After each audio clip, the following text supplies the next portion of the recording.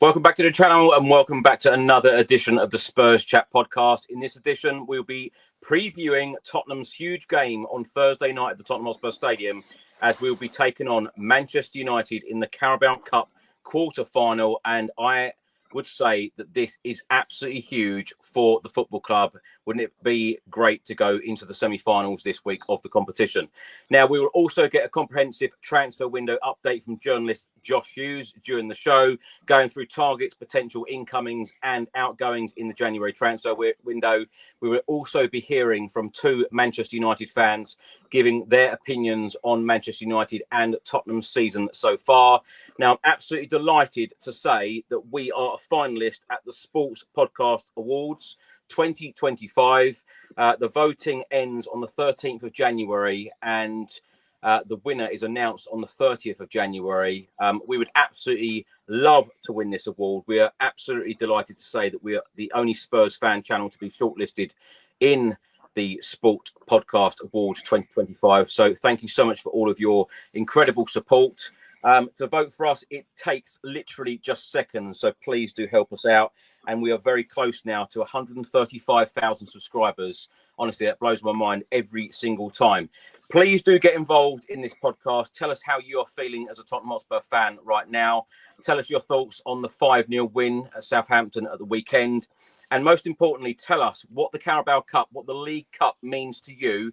Is this competition, is winning this competition more important to you than a league position at the moment? Top 4, top 6? Is it about a Champions League spot? Is it about Europa League spot? Or is it now about winning a trophy as a Tottenham Hotspur fan? Because it has been nearly 17 years. It feels like a very, very long time. Now, as per usual, I've got three very special guests with me.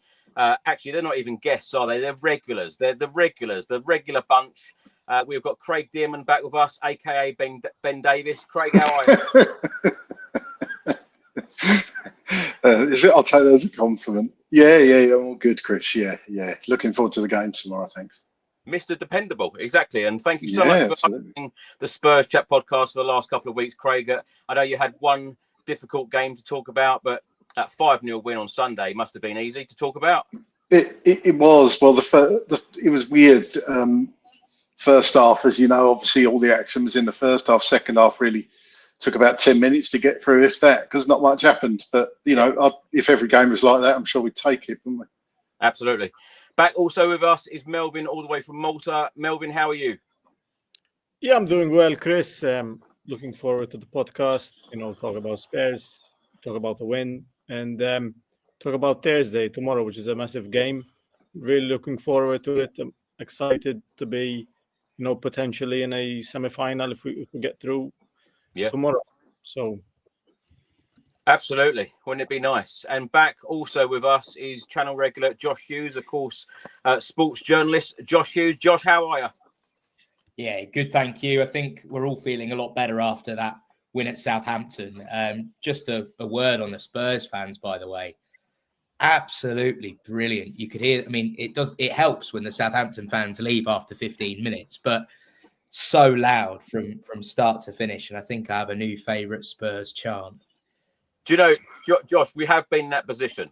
Newcastle away last season, that was difficult. And then the fans were leaving early. And there was a number of chants being sung and being shouted at from the away end at Southampton. But yeah, it was a really, really good evening. Josh, let's actually start there.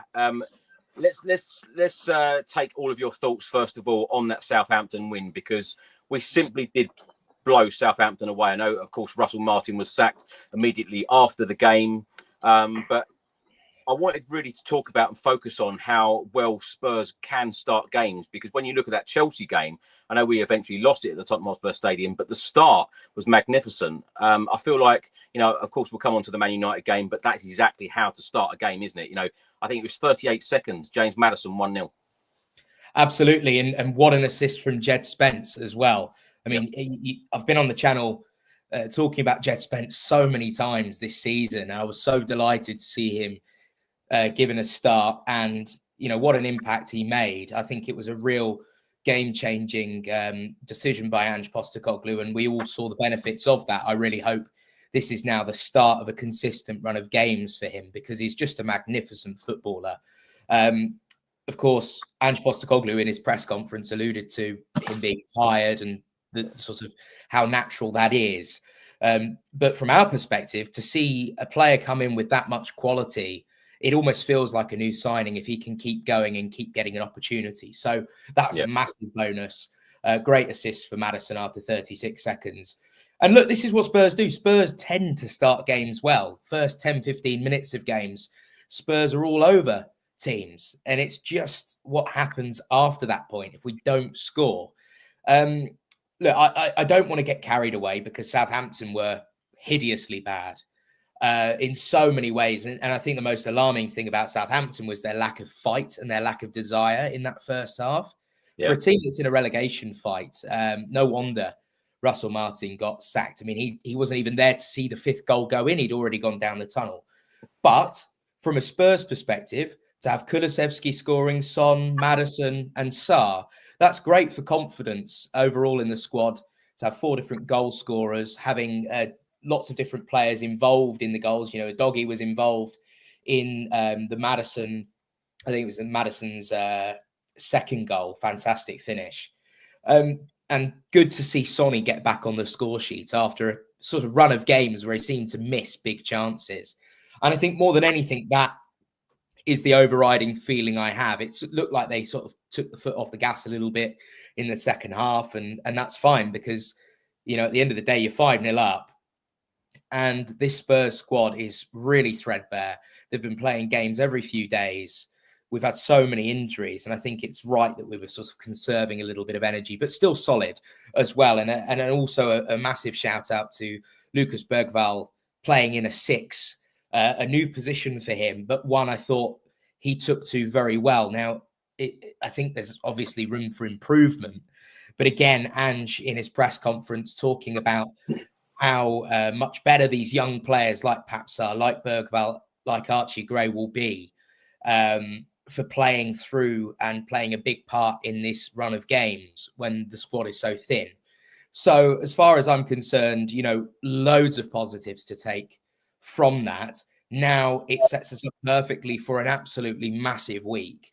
Man United and Liverpool at home, one in the cup, one in the league. It couldn't get much tougher than that, really. Man United off the back of winning at City.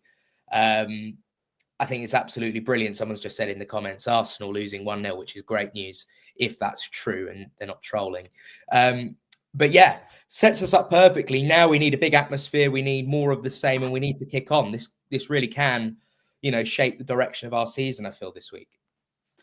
Craig, I won't ask you too much about the Southampton game because, of course, you hosted the Spurs Chat podcast the other night for nearly 2 hours. So just very quickly, give us your thoughts. You must be very pleased with that performance. But I completely agree with Josh. We can't get carried away because this next week that we're going to be talking about is huge, isn't it? You know, Liverpool on Sunday, but first up, Man United in this quarterfinal. 2 huge games. Yeah, it is. And I think, you know, you're right in saying that we can't get carried away. And Josh was spot on what you said. You know, it was Southampton. They were bloody awful. But you can only beat what's in front of you, and we beat them convincingly. So I think it was important to get put in not only a decent win, obviously, but just the performance as a whole and the professionalism in the second half. I saw people moaning that Spurs didn't go and score 10. I don't understand that point of view. You know, we'd scored 5. The game was won by half time. You conserve energy in this injury crisis because we're going to need these players and need them. Possibly some of them for both games. In fact, probably most of them for both games. So I just think it would just put a whole different mood around the club if we can win against Manchester United, however, tomorrow. And then if somehow we can turn over Liverpool, that just puts us in a whole different place going into Christmas. So, yeah, 2 important games. And, well, let's pray for no more injuries during that period because we've got enough. Craig, how many podcasts have you and I recorded where we're saying about players taking opportunities? Certainly, which Josh also mentioned there, about Jed Spence grabbing the opportunity, first start in the Premier League for Spurs. Lucas Bergvall grabbing his opportunity. It was nice to see Alfie Dorrington make his Spurs debut. So lots of positives. I know we're sitting here saying don't get carried away, but there were a lot of positives to take from Sunday night. There certainly was, yeah. And Bergvall still growing into the Premier League, but he's going to get a lot of confidence from his performance. Tired towards the end. You saw him with cramp at the end with Dorrington pushing his foot down, doing that classic push to I know that feeling of cramp in the calves. His thing is, I used to get it after about 10 minutes, not 90 playing Ange football. But the one for me, and I jumped off my sofa because of the way he just burst forward and the assist for the first goal was Jed Spence. Been crying out to see more of Jed Spence. And you talk about players taking their chances. You know, that if you need a dictionary definition, you should just say, see Jed Spence versus Southampton. That's taking your chance. We all know, most of us know, the qualities Jed Spence possesses and think he's been pretty hard done by. But the character of the lad, to stick at it, the other week when Andrew was getting grief off the fans, he was the one that put his hand on his shoulder, just give him a tap. He didn't need to do that. And we know he's had his issues in the past. We've talked about that on here, that perhaps he hasn't trained hard enough. He's not been committed. He's not got the right work ethic. Well, I think we can all see that he's turned that around. Any demons he's had as regards that, he's turned that around. And he clearly wants to play for Tottenham and wants to play for this manager, or else he wouldn't have put in a performance like that. So well done to him. Kudos to him. Want to see more of it. Looks like Destiny and Doggy's probably not going to make Thursday. I would imagine Jed Spence will start left back, but we'll see. I just hope he continues a rich vein. But it's just a shame for me that he can't play in his natural position of right back, because I think you lose a little bit from him playing left back because he's not a left back. I think he was sensational at right back. I think he was really good at left back as well. But, you know, let's give him the credit he deserves. Brilliant performance from Jed.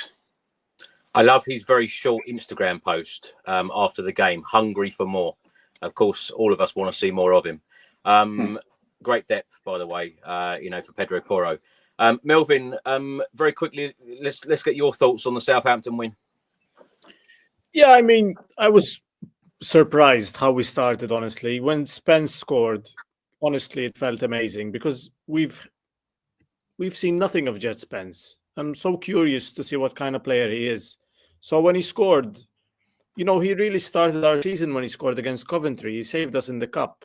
And then when you think again, he's such a powerful runner, you really have to ask, why hasn't Postecoglou used him more often, before? I mean, this is the kind of season to test these kind of players, to see if they really can make it, put him in the deep end, try him in the Premier League, try him in the Cups.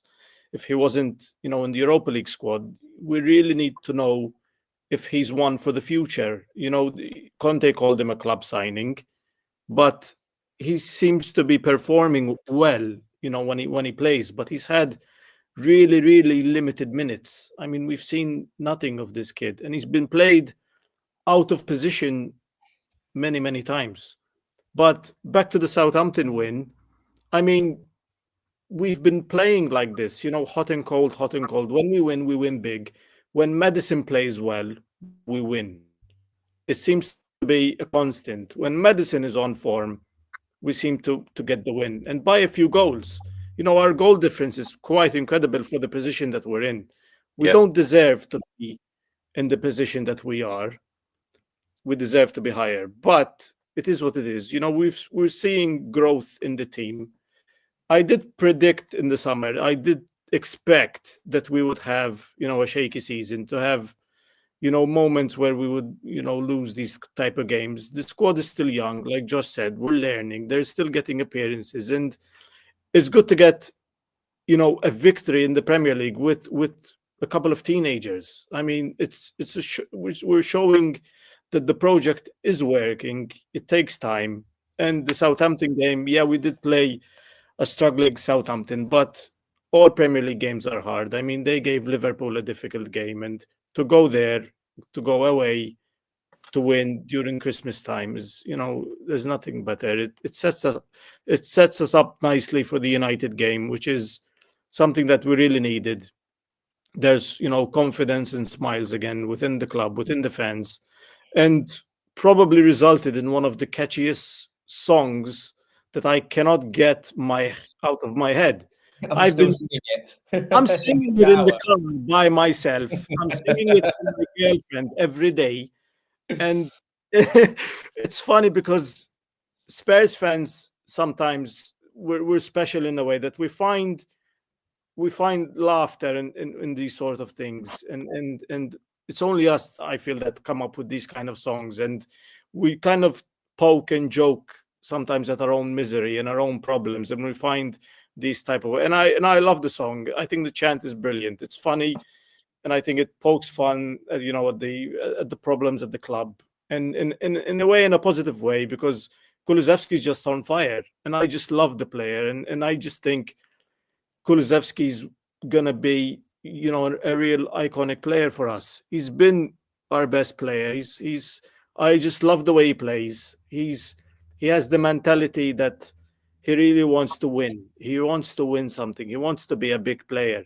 He was at Juventus with Cristiano Ronaldo. He knows what it takes to be one of the best. And we have a real talent in our hands. And I just like to see the growth in the player. That moment when you think, we went through it with Bale, with Modric, with Harry Kane, and you see them grow from one game to another, get strength to strength, and get better. And we're seeing it with a few players. Pape Sarr is another one. Pape Sarr is a player right now we're witnessing game after game, him getting better and better and better and better. And the Europa League is massive credit for that, because he didn't start the season very well. And you have to give credit to the Europa League, because that's where he was slowly having a good season, scoring in the Europa League. Now that form has translated to the Premier League, and he's picking up good performances, and I like what I'm seeing from him. I really like what I'm seeing. And if he continues the way, and Postecoglou, him out in the press conference, which is sometimes you have to listen to the press conference twice to pick up like slight things that Postecoglou is trying, like the message he's trying to send, and to single out a player on his performances, I think was a massive thing from Postecoglou.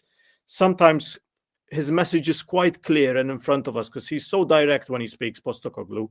And if you listen to what he's saying, he's been consistent from day one, Postecoglou. And if you listen to what the message he's trying to send, he's been saying the exact same thing. It's just we have to keep, in a way, we have to believe what he's trying to tell us, and we have to, keep the faith. And I'm happy where we are at the moment. And the Southampton game, yeah, it's a victory. We'll see what happens in the cup, and we'll see what happens in the liver. It's going to be an interesting Christmas period, and I'm just happy to be where we are at the moment. I mean, a cup tie makes you really excited. Absolutely. That is exactly where I want to go, actually, Melvin. Josh, let's start with you on this. And I want to get all of your opinions on it.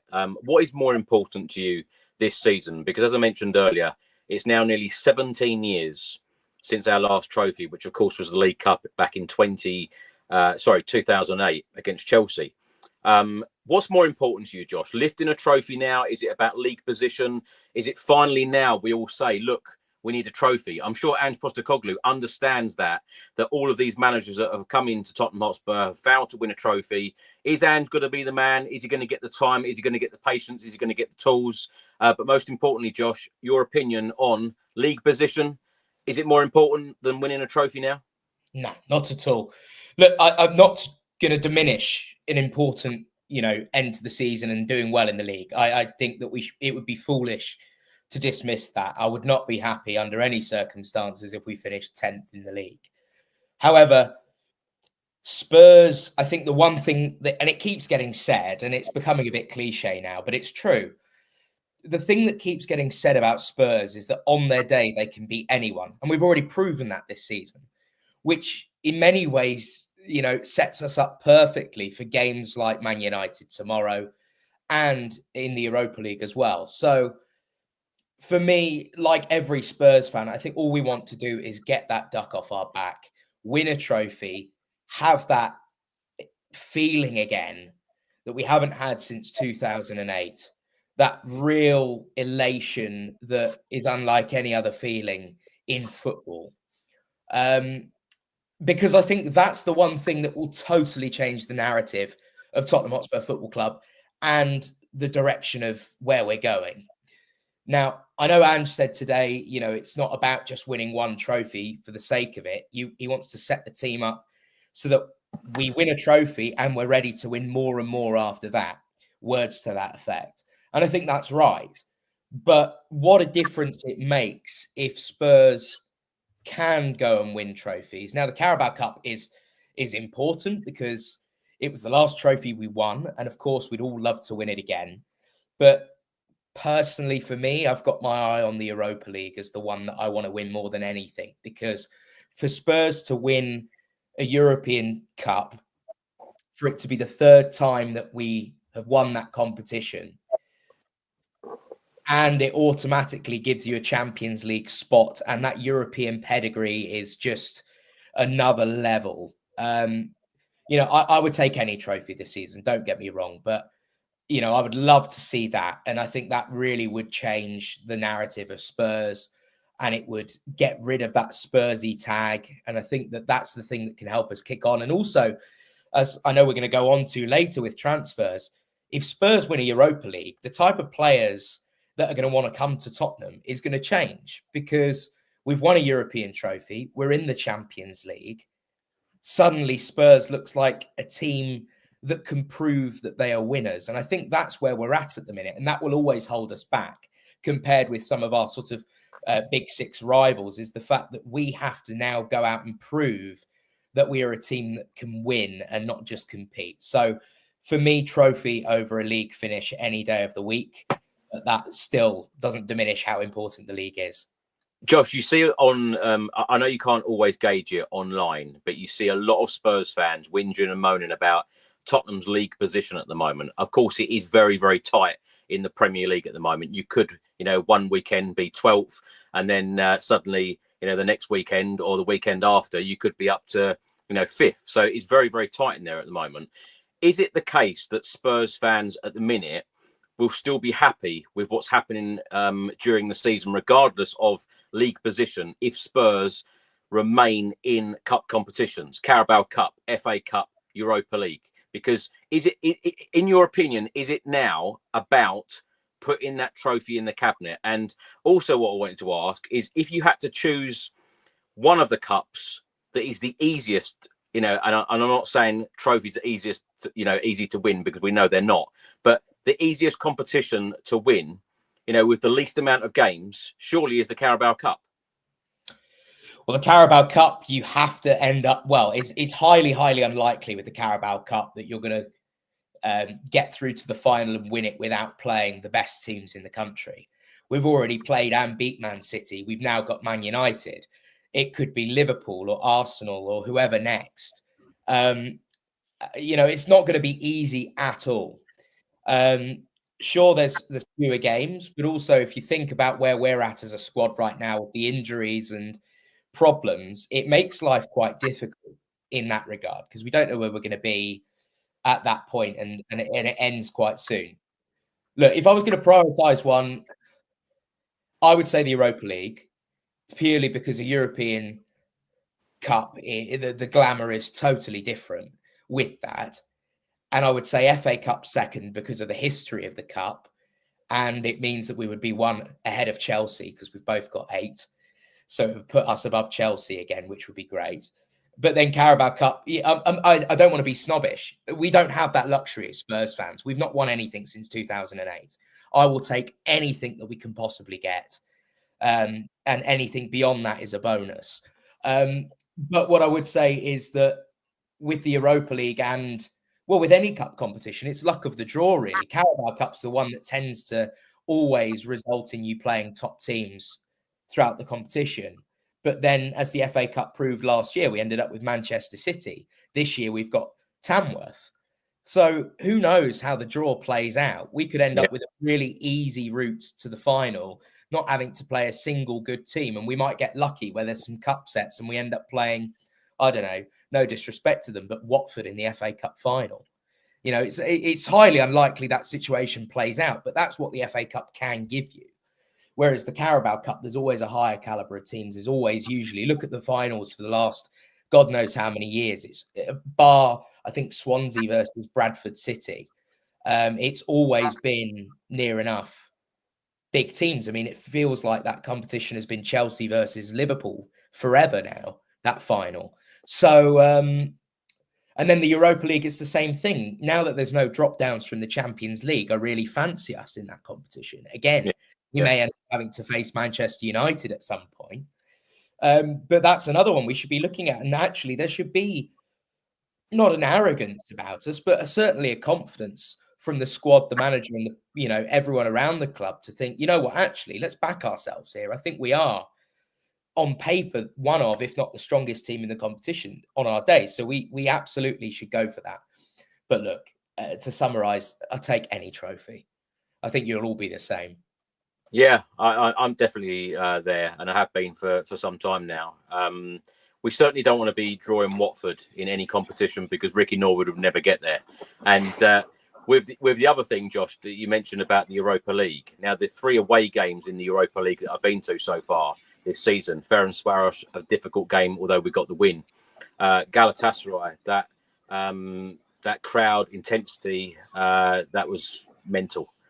Very, very tough to go to a ground like that and get a result, which of course we lost. Rangers last week, exactly the same. So I feel like any of the away games in Europe are going to be very, very difficult going forward. But let's hope we can go all the way to the final. Craig, how many times have me and you spoken about this, about trophy? Is it about league position? I'm sure to the football club, league position is absolutely everything, trying to get in the Champions League or the Europa League. But do you feel the majority of the fan base now is about a trophy? Yeah, I think so. I think a lot of people are realistic as well in that. I kind of agree what Ange says. It's not it shouldn't be your goal just to win a trophy and that's it. We all know that, but it's what that trophy gives you as a club, gives the players, gives the fan base. It's been far too long. I mean, if you imagine the last time we won, we weren't doing this. We weren't doing podcasts and all that. I mean, I don't think I was even on X or Twitter as it was back then, back in 2008. I'd only just got a smartphone where you could get Facebook and stuff. So that's how long ago it was. It's mental, and what that whole what's that going to be like? What's the podcast going to be like if we win? I mean, it fascinates me to think about that because it's been so long. It just seems like another lifetime. It seems like a lifetime away.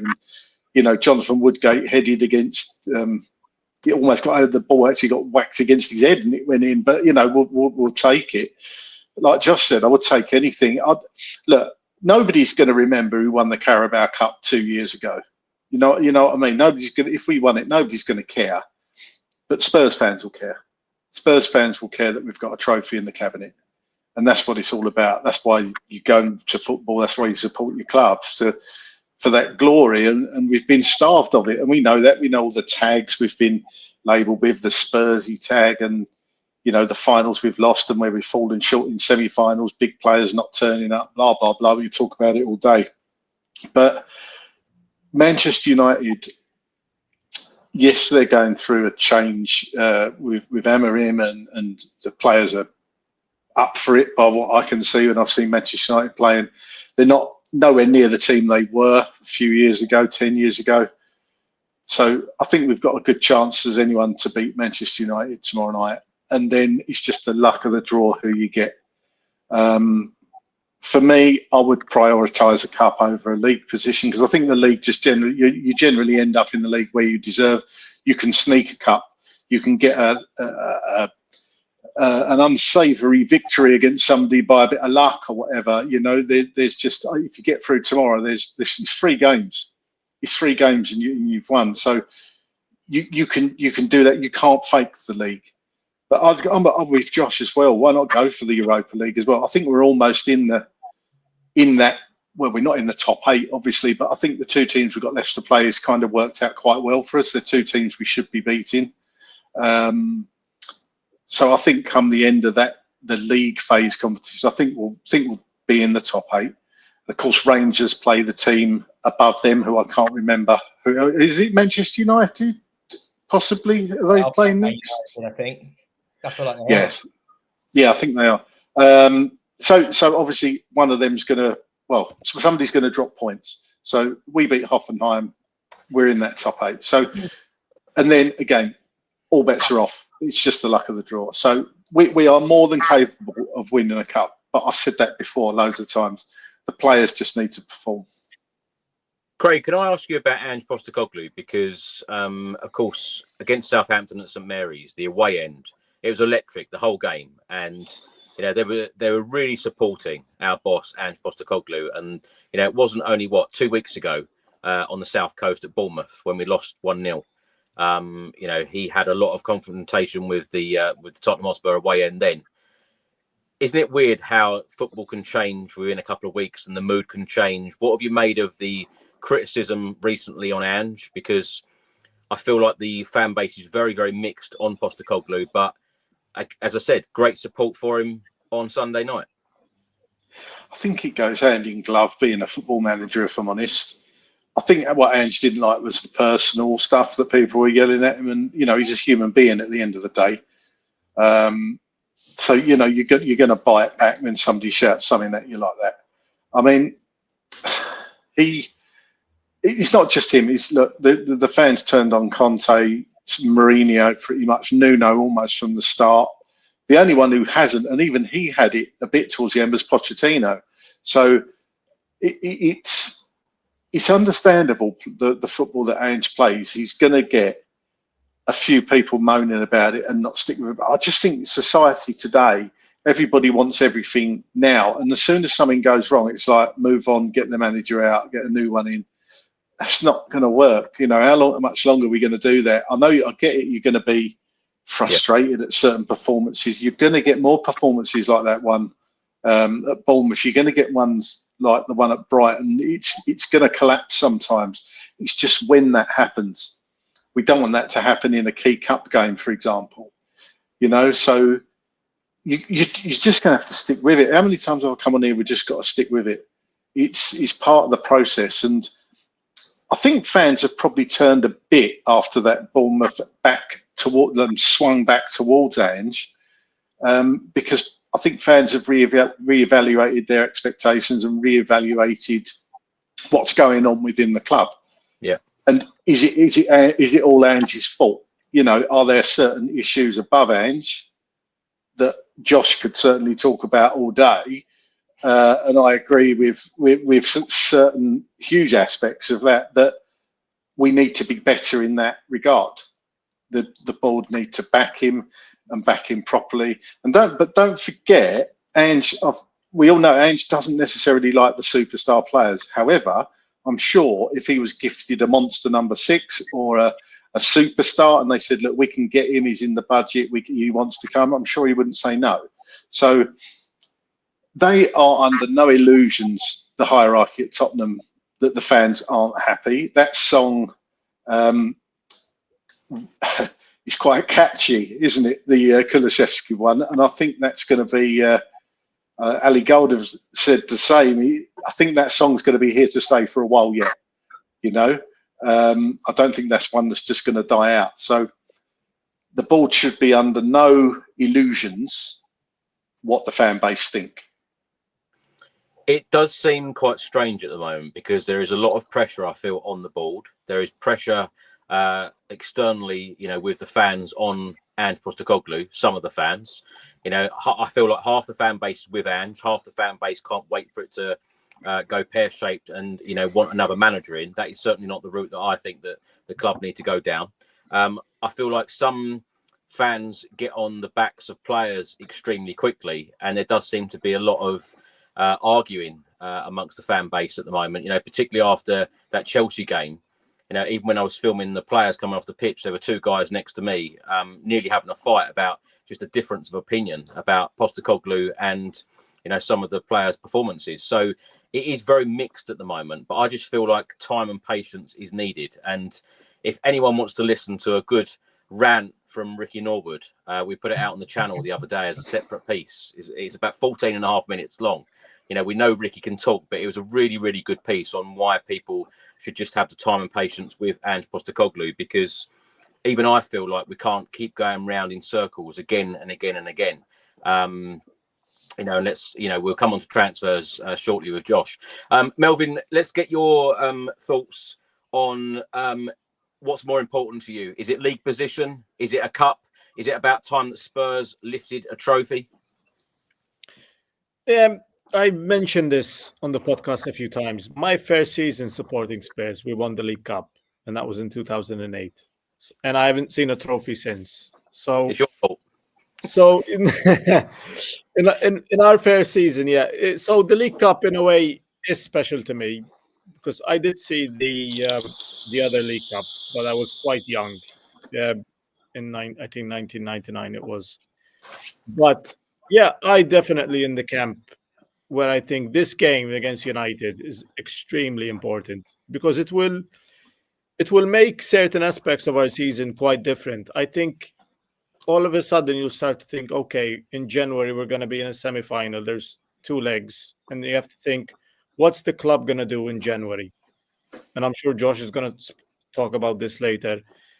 It will all of a sudden be like, how ambitious is the football club? What are we going to do in January to make sure we improve our league position finish, our chances of winning the League Cup, our chances of winning the Europa League? What are we going to do in January? All of a sudden, the ambition is under question. Let's see what we're going to do in January. I'm excited for the game, and I really, really think it could, not make or break the season because we're still going to have, I think, a pretty good season. But I think the fans will love a cup run. I would love to have a day at Wembley. I would love to get to the final. It would teach our young players a lot. I think it will go a long way. I remember under Pochettino in, I think, first or second season, I forget, we got to the League Cup final and lost to Chelsea. In the early days of Pochettino, we did get to a few finals. Even under Harry Redknapp, we got to a few finals. And I know we couldn't get over the line. But the League Cup is very important for the fans. And it's just been too long. I think the football club really needs a trophy. Even the fans really need a trophy. And I think even us as Tottenham fans, I haven't seen the amount of people that would turn up to the high road if we win a cup. I would love to see that road jam-packed with people. I don't even know, the power of my own football club. I haven't seen, the stadium packed of people celebrating winning a cup. So to try to sacrifice, a league finish for the cup for me is crazy. I don't agree with it. I never agree with it. I think this game is extremely important. We've beaten Manchester United this season once, and I think we can do it again. And to think one game and all of a sudden in January we'll get Van de Ven back, we'll get Romero back, we'll get Richarlison back, we'll get Odegaard back. We have many injuries, and it would show lots of character if we could do it with an injured squad. Because Dragusin's playing well. We have Ben Davies who's injured at the moment, but he's been playing well. Archie Gray is settling quite nicely. It's a game to show real growth. And if we win against United, it will push on the season quite nicely. Melvin, would you go as far as saying this is our biggest game of the season so far? Postecoglou was asked this question, and he's quite consistent in his answers. But in my opinion, in the moment, this is a really, really big game. It's a really big game. I really want to win this game because a cup run makes all the fans excited and happy. I remember my happiest time supporting Spurs was that Champions League run. It's just one game after the other. I know it's a different competition, and the Champions League is absolutely massive. But for us, for a club who hasn't won a trophy in so long, to get to a final with this young squad would be massive. Even a semi-final, I would be happy with. But we'll take it game by game. It's a very, very big game. I'd love to beat, Amrim. It's just. I'd love to beat United again. These are big teams that we're playing. Like Josh said, you never play in small teams. It's a good competition to get far in. Well, the teams have met a total of 174 times. Manchester United winning 90 of them, Tottenham winning 41, and 43 of those matches finishing as a draw. Of course, Spurs beat Manchester United at Old Trafford in the Premier League back in September. What a great win that was. Now, there is no VAR in this quarter-final at the Tottenham Hotspur Stadium on Thursday. It will go straight to penalties if it is a draw after 90 minutes. The last time we faced Manchester United in a penalty shootout was in the 2009 League Cup final, losing 4-1 on penalties.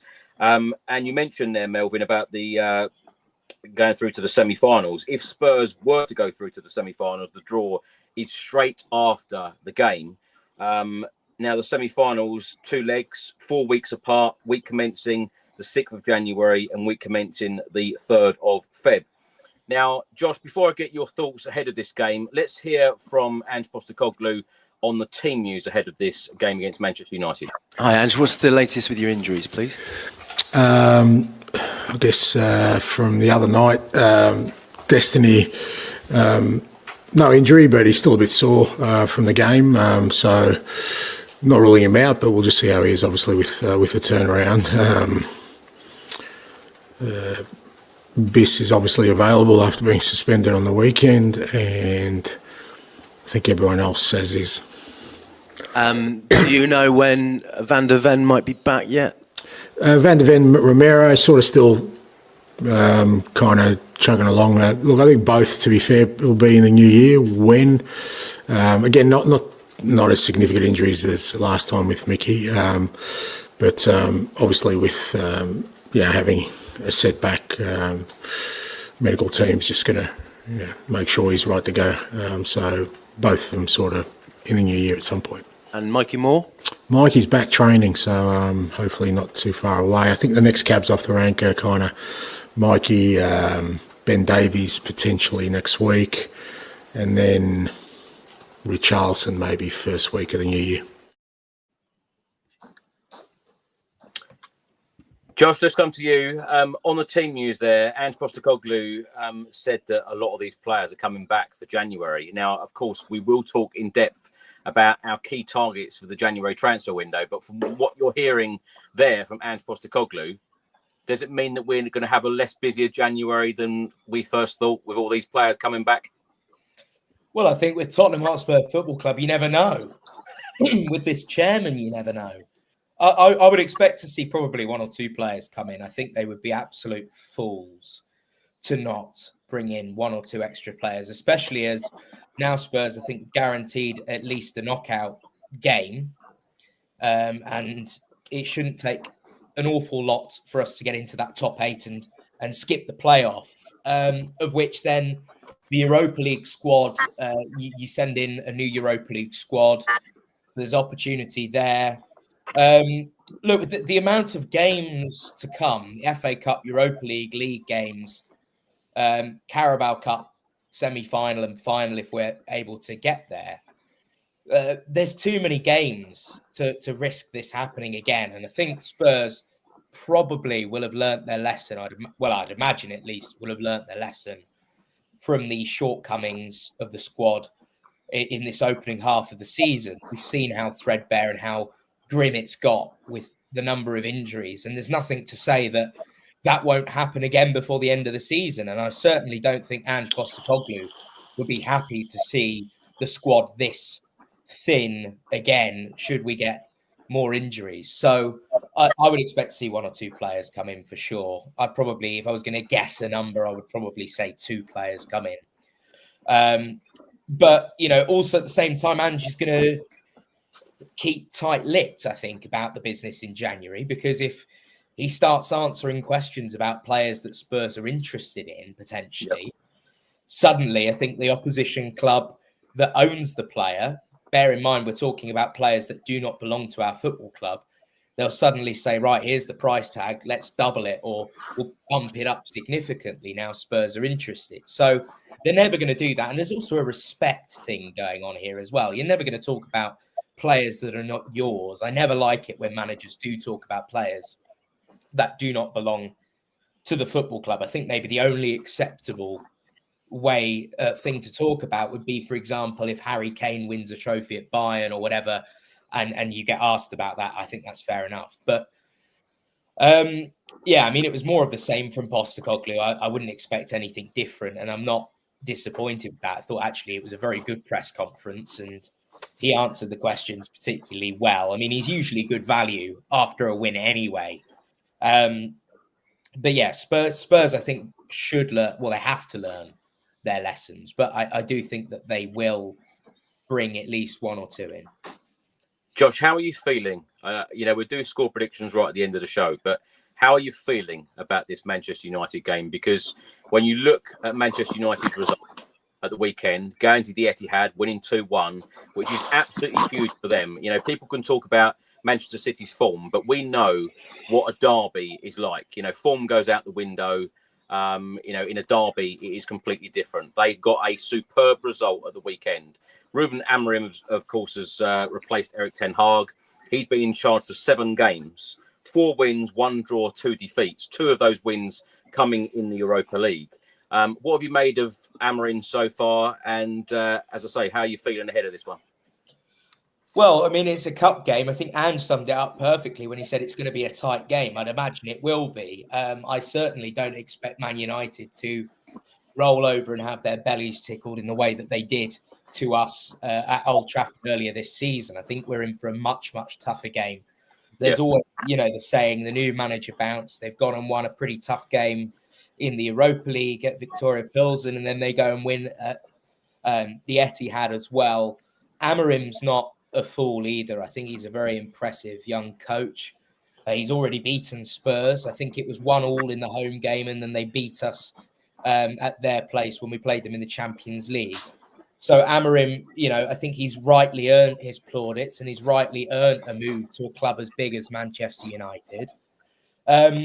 It all depends on who plays and who doesn't, and can we stop Amad Diallo? Because Amad Diallo seems to be the man on fire at the minute. I mean, he's always looked a player with immense potential, but I know lots of United fans who are saying, why is Amad not playing? Why is he not understanding Ten Hag's decisions? But he's straight into the fold for Ruben Amorim, and he is on fire at the minute. Rasmus Højlund, who I think has been pretty disappointing or certainly underwhelming as a signing, is now in amongst the goals again. I think even Xerxes has started scoring again. So they're not going to be easy. But as I say, it's a cup game and Tottenham can beat anyone on their day. I certainly wouldn't pit Man United as favourites.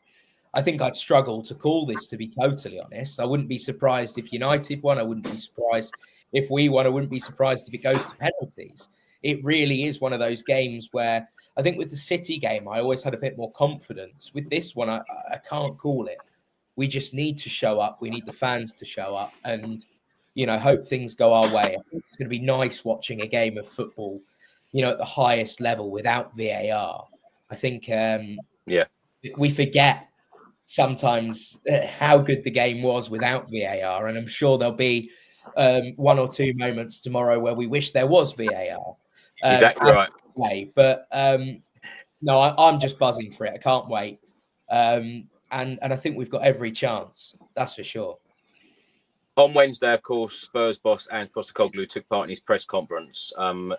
He answered some questions about this game against Manchester United, and he was also asked about Marcus Rashford. Of course, this is a player that we have been linked with in multiple transfer windows.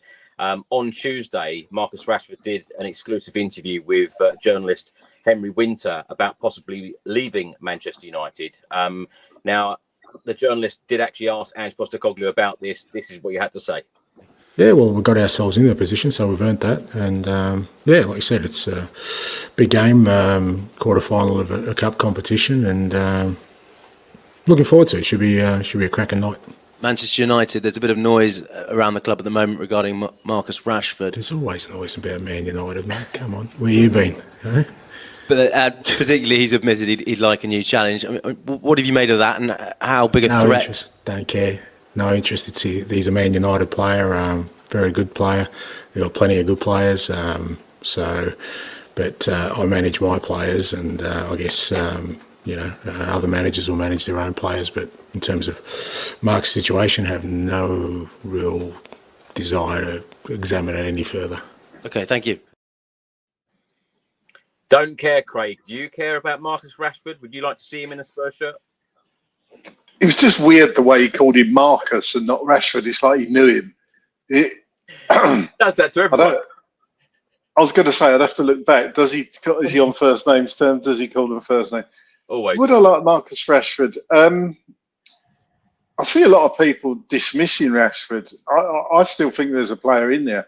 I think he'd actually suit this system pretty well. I can see Josh shaking his head, but is he better than Timo Werner? Yes. So if you're looking to upgrade on Timo Werner, then Marcus Rashford, I think he'd be a decent purchase, to be honest. And he's English, of course, so that would help with the English quota. So look, I remember when he was on the players just don't. Right, Dele Alli, perhaps an example where things do, for some reason, fall off a cliff. But I just think Rashford, the last few years, hasn't been playing in the right system. There's obviously been issues with the managers. I don't know what he's had going on in his private life, whether he's had stuff going on outside football that's probably taken his eye off the ball, so to speak. But if you was just offering me, and Marcus Rashford was up for a decent price, I would personally take him at Tottenham. Would you, Chris?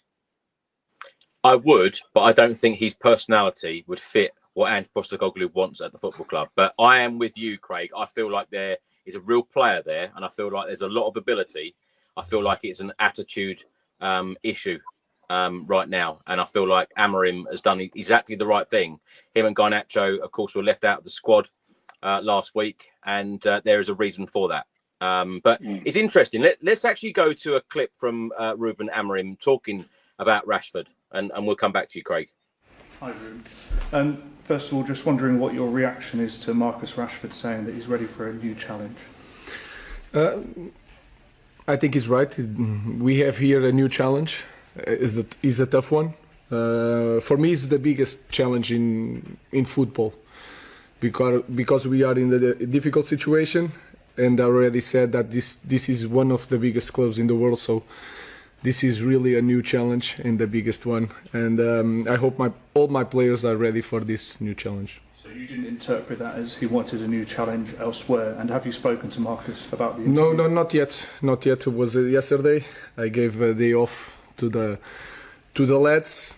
So he's our player and he's ready to the next game.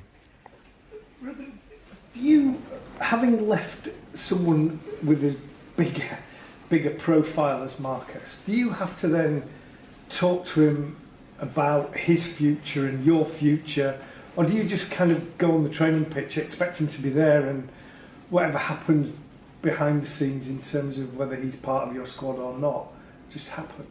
I spoke with a lot of players individually and during trainings. What I want is to take the best of Marcus Rashford as all the players. So I don't talk about the future, I just talk about the present. I want the best of each one of them, and that is the key point for me. I just want to win and to help the team to be better. So we are better with Marcus Rashford, and that's simple. And we try different things to push Marcus to the best level that he's shown in the past. So that's all.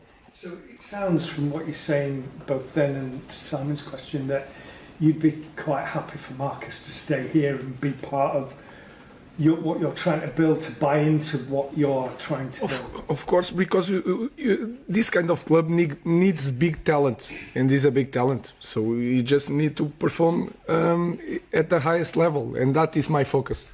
I just want to help Marcus.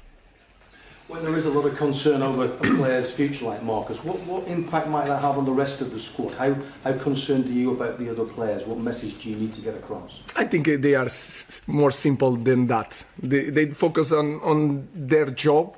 Everyone, they are all the players. I was a player, and we are a little bit selfish. So they are focused on their job to win the place in this team. So I think there is not even an impact in the team.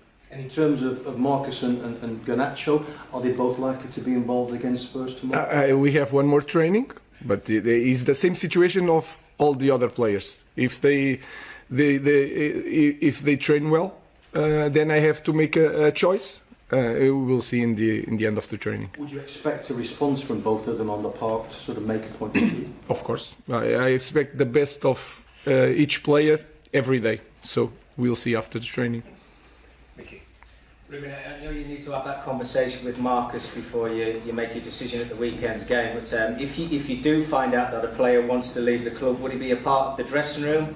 Would you want to play like that around until January? This is in the future. My focus is that to have all the players in the best that they can be to prepare each game. So we are talking about if there is no if in this kind of club. It's just Tottenham, and let's focus on the game. Craig, let's stay with you. What do you make of this situation? Because, you know, when you look at Rashford, he's 27. He is a senior player. A new manager comes in. Surely these players should be looking to impress the new boss. You know, I just see it as a little bit embarrassing. Him and Garnacho, who's meant to be one of their star players at Old Trafford, you know, left out of the squad because, you know, supposedly they're not training very well. Yeah, it beggars belief, doesn't it? That, you know, we all dreamed of being most of us dreamed of being a professional footballer, and to not go out there every day and give it 100% in your training to do a job that you love and always wanted to do your whole life. I've never quite understood that. If that's the case, look, he has had his issues in the past. Ten Hag obviously had problems with him, didn't he? But on his day, Marcus Rashford, he always seemed to score against us. I mean, I remember that semi-final at Wembley, I think it was, when he scored the only goal of the game, and when it must have been under Poch, was it? In the semi-final when he put Vorm in goal, was that when Rashford scored against us? Might be getting that wrong, but he always seems to score against us. And look, a few years back, he was a regular England international. He was one of the first names on the team sheet, of course. Yeah, and a bit like Dele Alli to that degree, his form and everything else has dipped and dropped off, and he's not first choice anymore. But like I say, I go back to it. I think he on his day, and we all know what he's capable of.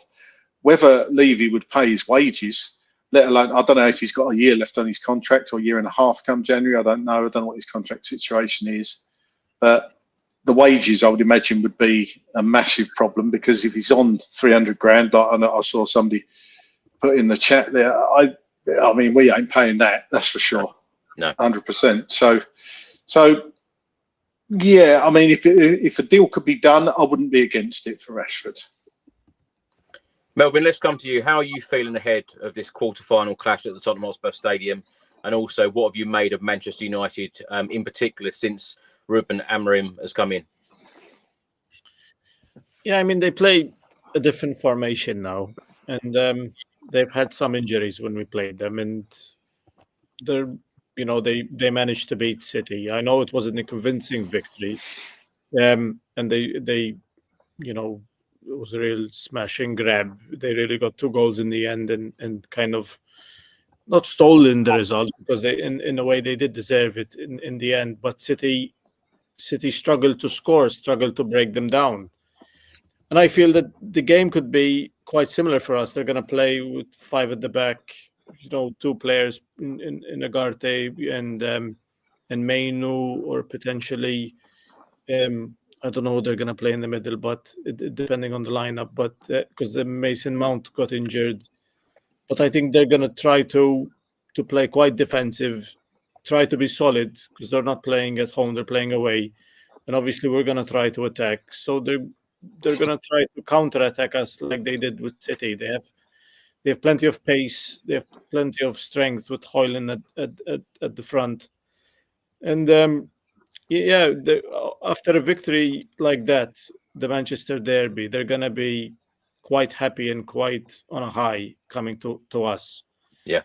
But in a way, it could also play against them, because it could also be quite false. It's in a way, I'm still confident that we can win, because I think we have much of more stable foundations in the team, in a style of play. I think we've been playing this way for much longer than them.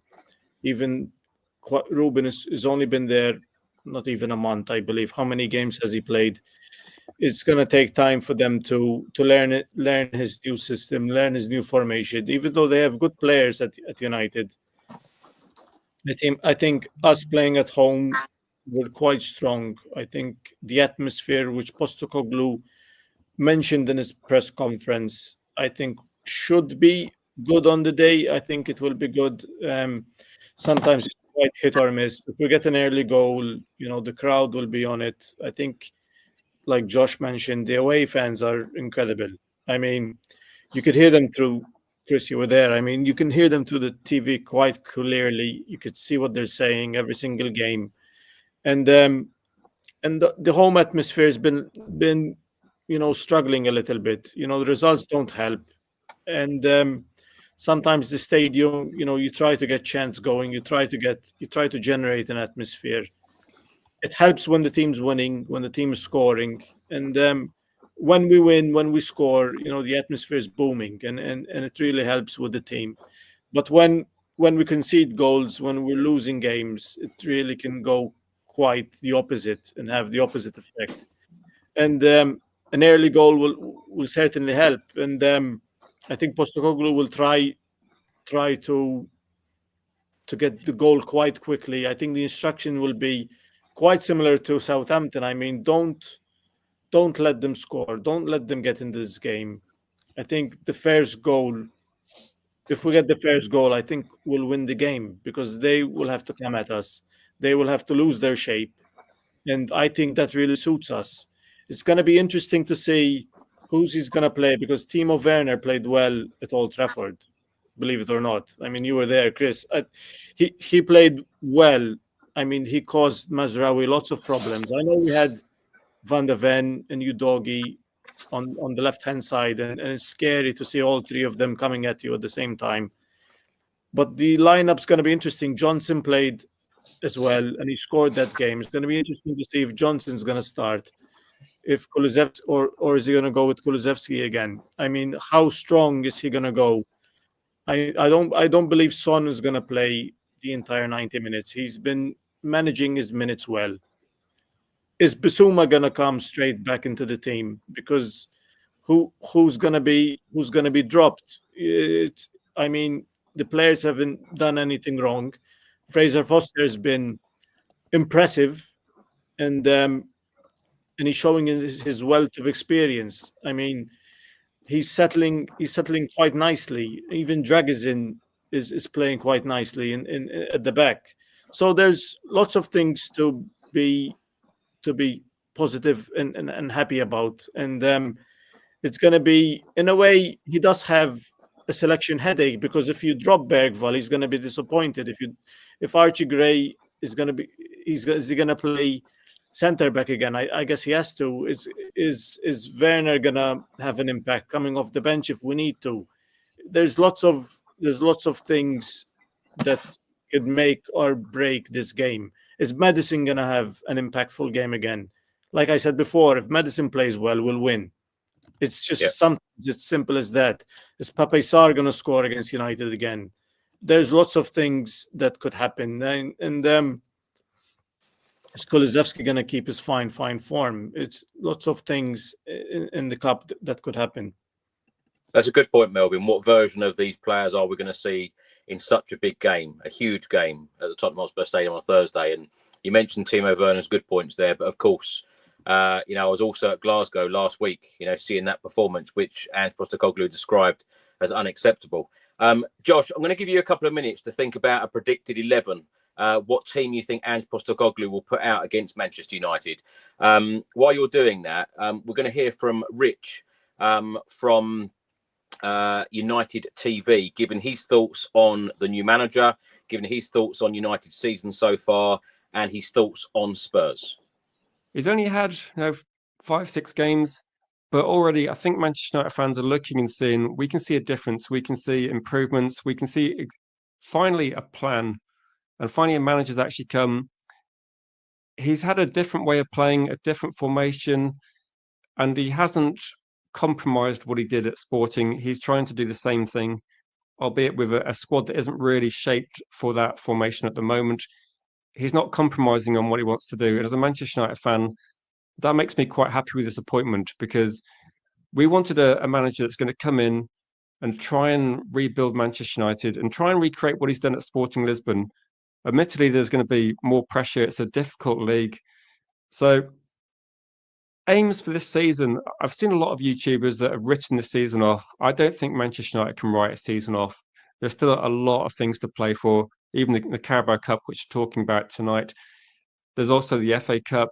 There's the Europa League, which again, I think Manchester United and Spurs may butt heads in that competition. We're probably both in the top 5 teams in that competition, I would say. So there's a good chance we do meet again in the season.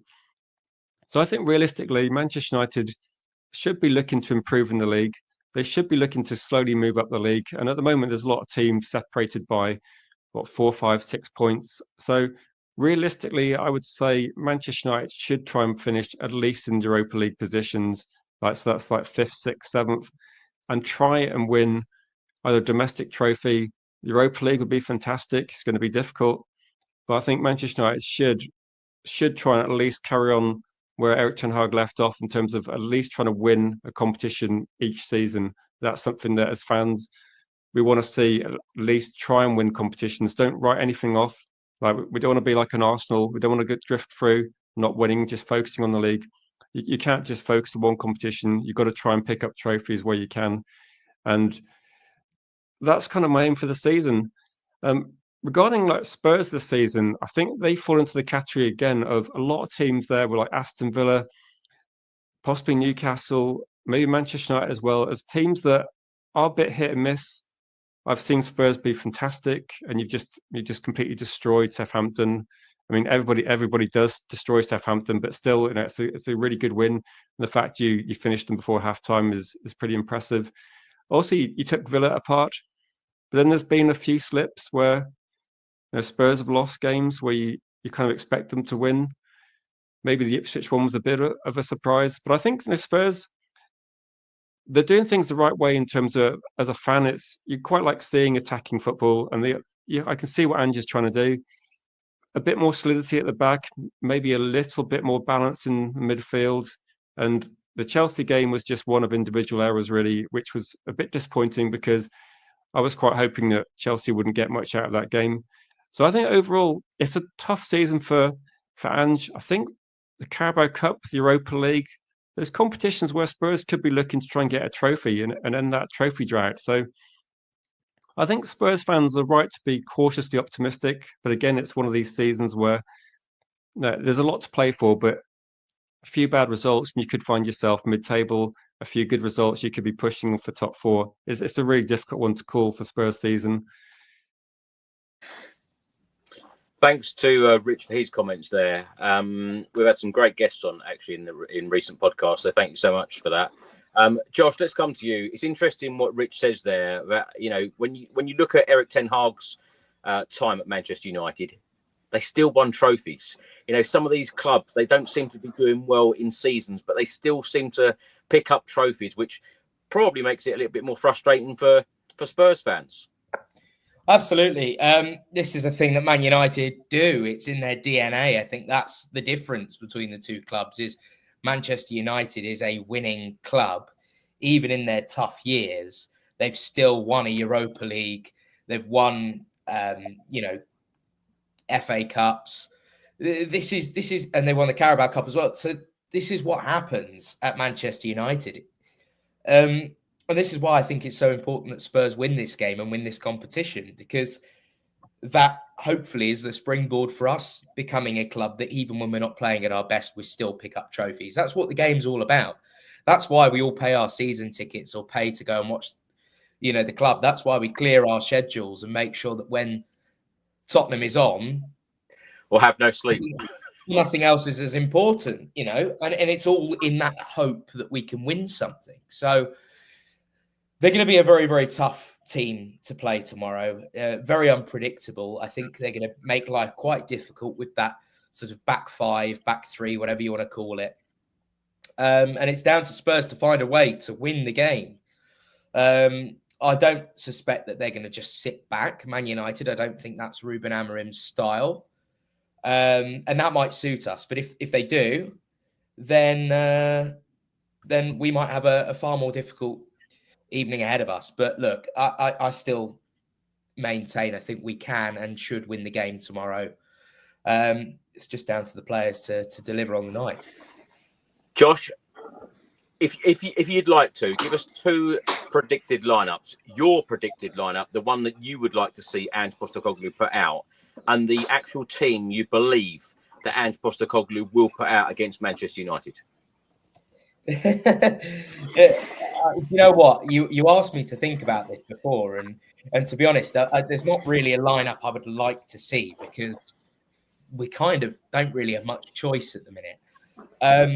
If it was down to me, I would say let's assume that Udogie can play because he said he's in contention, so it means there's a chance. I would probably go. I would go Forster,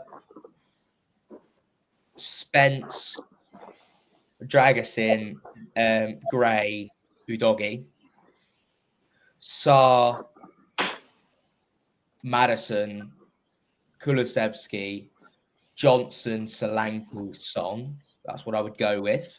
Strong. And then to have the ability to bring on someone like Pedro Porro at right back or to bring him on even on the wing, I think could be quite handy because sometimes I do watch Pedro Porro and I think he would suit being a winger. He would suit that Man United system and the Amorim system a lot better in many ways, I think, actually, as a wing back. What I think he'll do, I think it will be Porro starting over Spence, and I wouldn't be surprised if Bissouma also starts the game tomorrow as well. So yeah, that would be what I would do and what I think will happen. With Ange's system, though, Josh, it is so important, isn't it? The subs are so important to give that burst of energy. Oh, absolutely. And that was one of the good things about the Southampton game was the fact that Brennan Johnson was on the bench and as was Pedro Porro. So we had the ability to bring these players on. And that's a luxury we haven't had for a while. And it makes you wonder, again, why on earth Jed Spence wasn't given an opportunity sooner. But knowing that that's the case, so yeah, that's what I would do. I think it's really, really important that we have some energy because if things don't quite go to plan, we don't want to turn to the bench and have absolutely no game changers at all or nothing. And for all the faults and all the, the stuff that we say about Timo Werner and his very obvious lack of quality,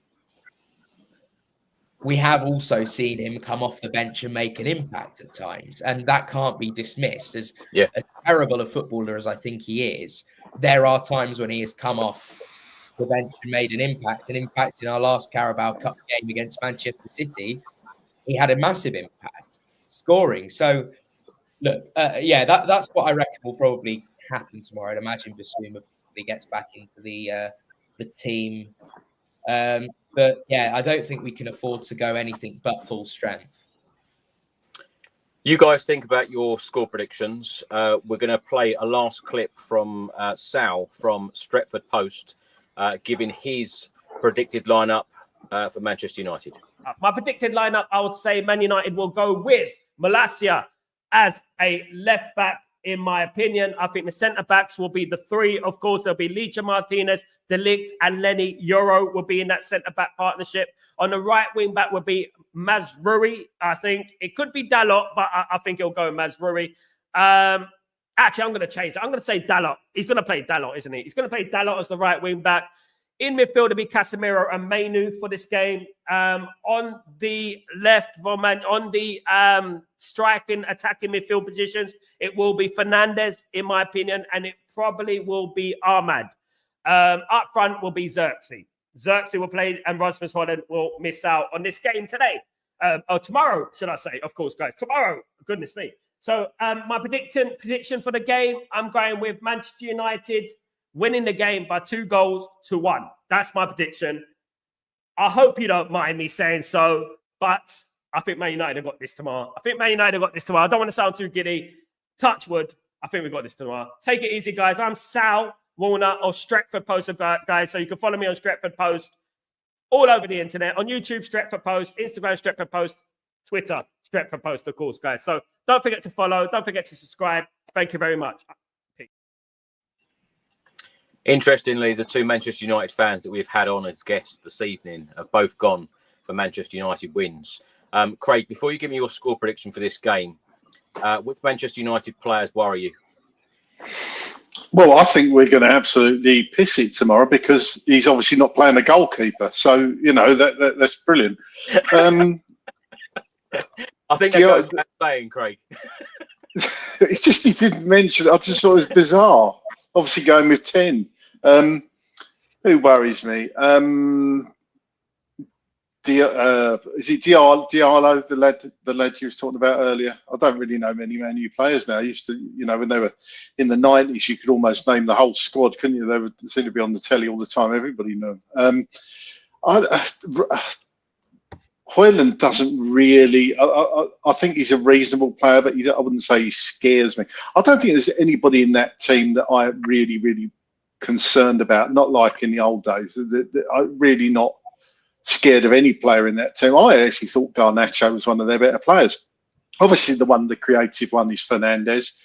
Whether he plays him, obviously the captain, you'd think he probably would.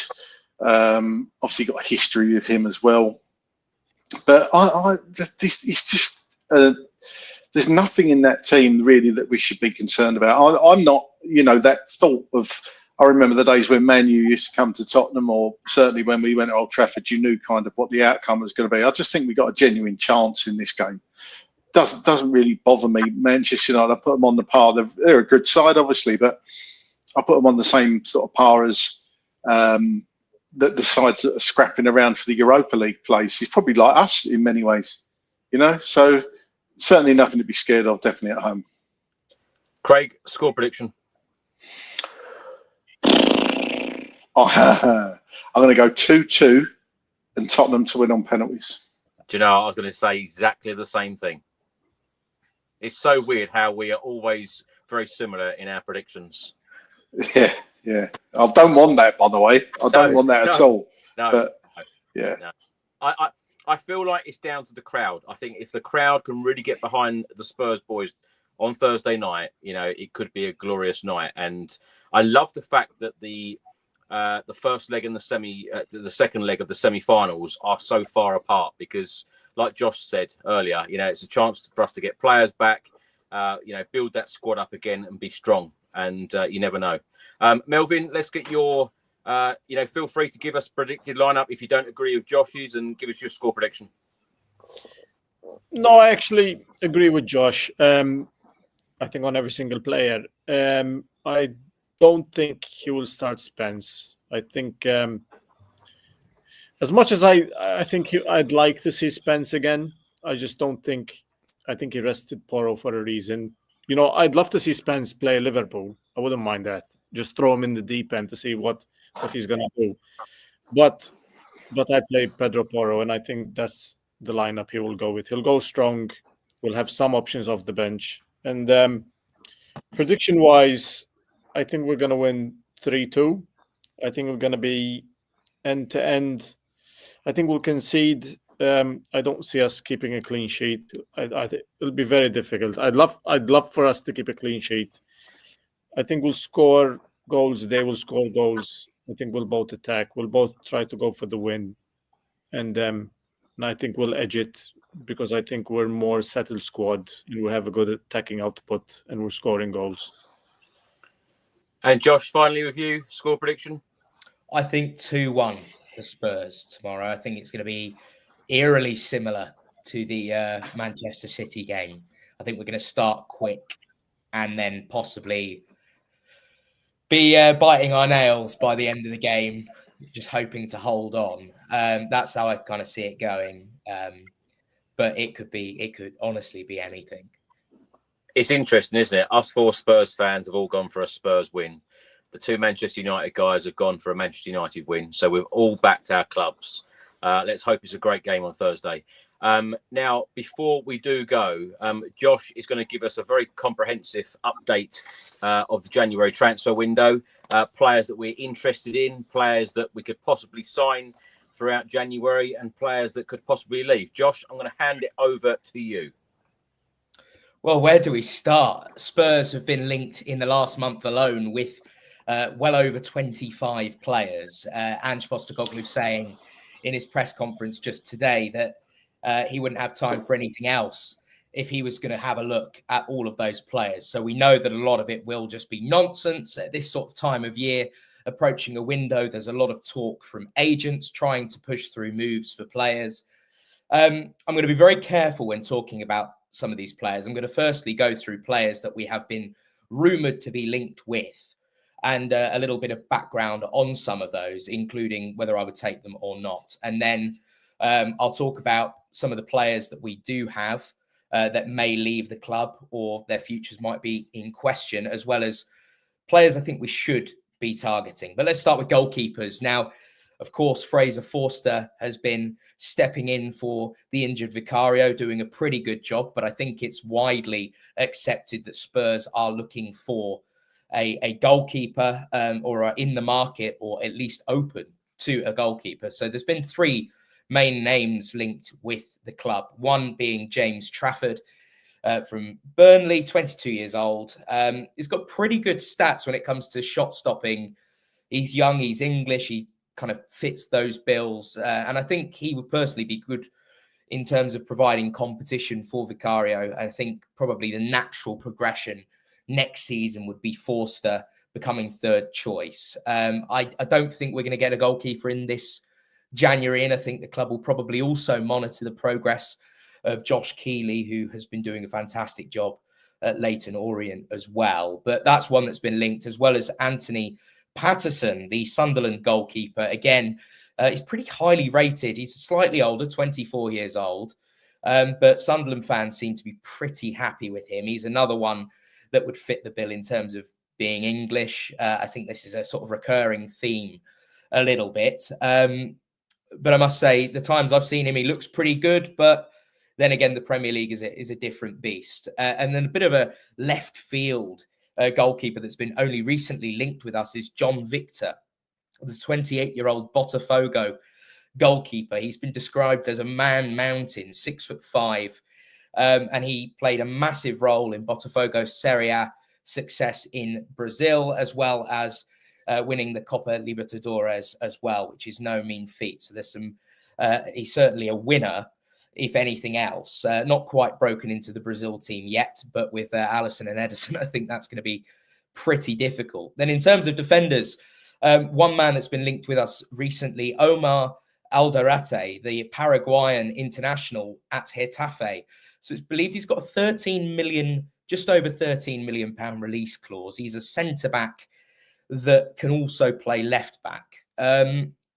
Now, I had a look at the stats comparing him to our centre-backs, and he's pretty good for those that do like the stats. He's very, very high up in terms of take-ons, progressive passing, kind of moving forward. His overall defensive stats are not the best, but at 27 years old and at that price tag, he seems to have the hallmarks that would suit Ange ball. And there are rumours that Ange Postecoglou likes him. Whether they're true, I have no idea.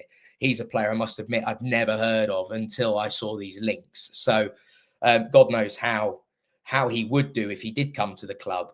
But there are a few players that I certainly have seen a lot more of. One being David Hansko, the 27-year-old Feyenoord left centre-back who can also play at left-back. That's another recurring theme. We seem to be linked with centre-backs who can also do a job.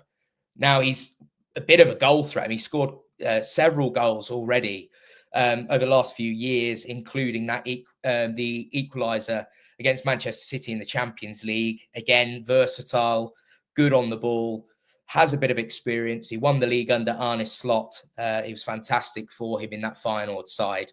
He's one that I would personally love to see at Spurs, as I think it's a real upgrade on Ben Davis. Again, it's not to criticise Ben Davis. I just think long term, we need to be looking to have four players that can really compete and someone that can give Van de Ven a run for his money. And as well as, we know he's got these hamstring injuries, someone that can really step in. So Hansko, I think, would be a great option.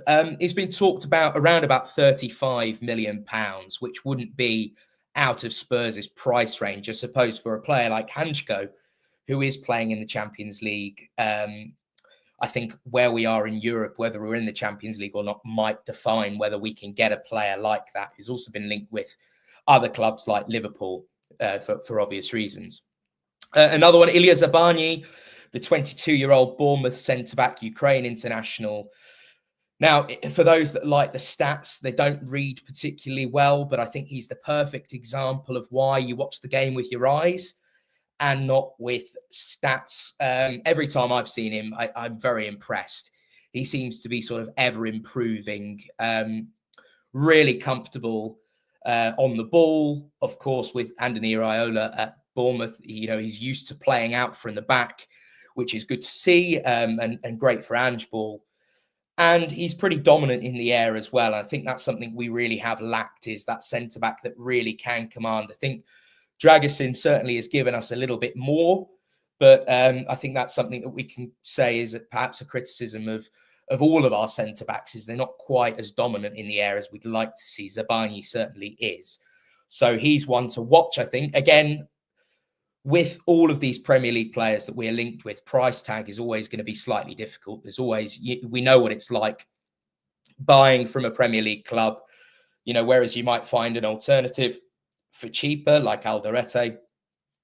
Zabani, at his age and with his kind of constant improving for Bournemouth, he's one that I'd imagine would be quite expensive. He's been quite heavily linked with Chelsea amongst other clubs as well. Another one that's slightly odd, Pascal Struijk, the Leeds captain, has been linked with us recently, left-sided player. He's been impressive for Leeds. And when I've seen him, he's looked pretty sturdy. But at the same time, even today, there's been, reports about Leeds saying, are they too nice? I'm not sure that this one makes a lot of sense. Certainly not of a quality where I think, is he better than Ben Davies? I don't think he is. So personally, not one I would take. And just today, we've been linked with Milan Skriniar again. Of course, we were so heavily linked with Milan Skriniar over the years when he was at Inter Milan, proven winner. He was described by Antonio Conte as monstrous. He's now 29. He's a winner. Of course, he's having a frustrating time at PSG. He's not playing an awful lot. He's not first choice. But I think he's a pretty classy defender.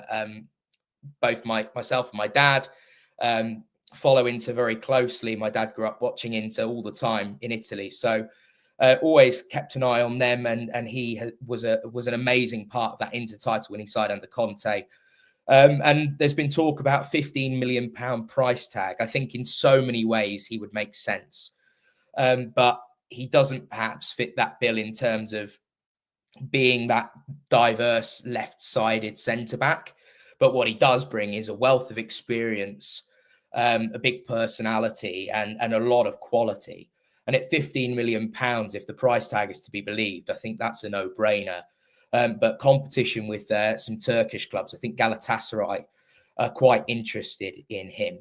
Moving on to the midfielders, where else to start but Johnny Cardoso, the Betis and USA international, 23 years old, very defensive-minded. And, of course, Spurs have a clause to buy him for £21 million, part of the agreement in our sale of Giovanni Lo Celso.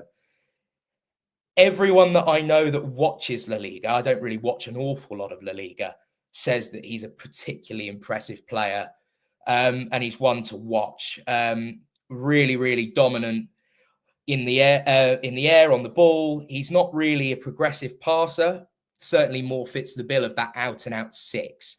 So with that deal that we do have for only £21 million in his age, I think this is one to watch. Not in January, because he's come out recently and said that he has no interest in moving in January. He'll wait until the end of the season. But he's one that I think we absolutely could sign in the summer. I'm not entirely able, I can't say whether he's top quality or not because I've not watched enough of him, but he's certainly one I'm going to keep my eye on. To a couple of players that I have seen a lot more of, Davide Fratesi, the Inter centre mid, 25 years old, box to box, good on the ball. I think this one's probably quite unlikely because, first of all, I think you do see Italians rarely go to the Premier League or rarely leave Italy full stop. And for a lot of reasons, I just don't think it makes a lot of sense. I think he wouldn't cost an awful lot of money, but I don't know if Inter have to sell. But also, I think what we all want to see in a centre mid is someone that is a dominant 6. And I'm not sure that Fratesi quite fits the bill. To me, he just seems a little bit too similar to some of our other midfielders, Papsar, Bissouma, perhaps. You know, I'm a big fan of Fratesi. I think he's a very talented player, both for Inter and for Italy. But it's not one that I can see happening. But whether Paratici is still involved in some capacity, which I believe he is, you can never rule out a player from Serie A. And to another player from Serie A, one I think is highly unlikely now, but a player we were very heavily linked with in the summer, that's Atalanta's Ederson. Truly outstanding footballer. I watched the Atalanta Real Madrid game and he was, for me, the best player on the pitch. Incredibly good, box to box. He's great on the eye. Man United and Juventus have also been linked with him recently. And the price tag that's being talked about, rumoured to be around 42 to 50 million pounds. So again, not impossible, but not one that I can see Spurs doing in January at all. And I certainly think he will be a player playing Champions League football next season, regardless of whether it's for Atalanta or elsewhere. And I think with Atalanta in the title race in Serie A, I don't see him going anywhere at the minute. They've also started well in the Champions League. So you can effectively rule that one out straight away. A couple of other ones, slightly odd. Andreas Pereira from Fulham is one that's been linked with us. I think this is certainly more of a rumour. 28 years old. I think we've all seen plenty of him at Manchester United and at Fulham. Pretty tidy player, Premier League experience. He scored, of course, at Anfield at the weekend. I like him, but again, does he offer a lot more than our current midfielders? I don't think so. So I'm not entirely sure where this makes sense. Again, it's not a player that I'm opposed to per se, but not one that I would prioritise in any way, shape or form. Andy Diouf, the 21-year-old Lens midfielder, he's pretty tall, pretty strong. I must admit, this was a YouTube jobby for me today. He appears to be very strong, left-footed. Reminded me of Dembele, but then again, when you watch a YouTube compilation, I think a lot of players look like Moussa Dembele, so I'll take it with a pinch of salt. But one thing that certainly did strike me was how dominant he was, how big he was, and how good he was shooting from distance. I was saying, and I have said on the podcast many times, how I would have loved Amadou Onana, and he has a lot of similar traits to Amadou Onana. And Lens are no slouches in French football either. And at that age, maybe it's one to keep an eye on because Spurs seem to keep going for young players. So certainly I think he could play that 6 role. And he's one that I would probably keep an eye out on, whether it happens in January or beyond. He's a player that I wouldn't be surprised if he continues to be linked with the club if he carries on playing the way he is. Another one, Angel Gomez, again, former Manchester United, completely reinventing himself at Lille. They've been magnificent in Europe this season. And of course, breaking into the England side. The one thing that worries me is his size. He's obviously very small, but he's incredibly nimble. I think the ball seems to stick to him like glue, and he seems to keep things ticking in that midfield. I certainly think that there could always be room for a player like Angel Gomez in any squad, especially with that sort of element of reinventing himself, the chance to bring him back to the Premier League and prove a point. I think there'll be other clubs certainly interested with him, but from a selfish perspective, I'd love to see Spurs have more England internationals. I think all of you guys probably agree as well. So he's one that I would definitely like to see at the club. Whether it's, there's any truth into it, who knows at this point. But he's a player that I certainly suspect will be linked with the Premier League for some time. And certainly, if not in January, into the summer as well. But just given where Lille are in the Champions League at the minute, I don't think he'll be going anywhere. And nor does he need to right now at 24 years old. The last midfielder I'm going to talk about is Rio Hatate, the Celtic player, of course, scoring in the Scottish Cup. I don't know what Scottish Cup it was. There's so bloody many of them. But scored one of the penalties in the shootout against Rangers. Of course, he's played with Ange Postecoglou. He's won lots of trophies. I know people will automatically criticise and dismiss the trophies that he is winning because he's at Celtic. However, for a player to have played with Ange, for Ange to know and trust that player, he's got an immense work rate. Every time I've watched him, I've been impressed with him. And he does like a goal or two as well. He's one that I could certainly see happening. And I think if a club like Spurs go in with a fairly reasonable, transfer fee, I think Celtic would be hard stop to keep him. Then, of course, Marcus Rashford. Let's go to the forwards. Let's get this one straight out the way. I think it's impossible with his enormous wages, all of his off-field troubles. I mean, he's from crashing his car to going out on nights out when he shouldn't have been. It's been really sad, actually, to see Marcus Rashford not quite hit the heights that we all thought he would earlier in his career. But let's not dismiss what he has done this season. 7 goals and 3 assists.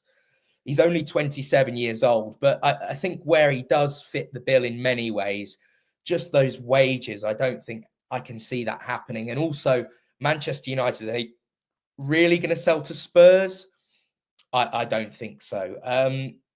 So I think that's one that we can probably categorize as just a classic,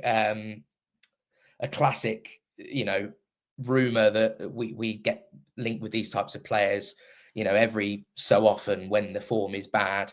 We need a long-term Son successor. So I don't think he's the answer.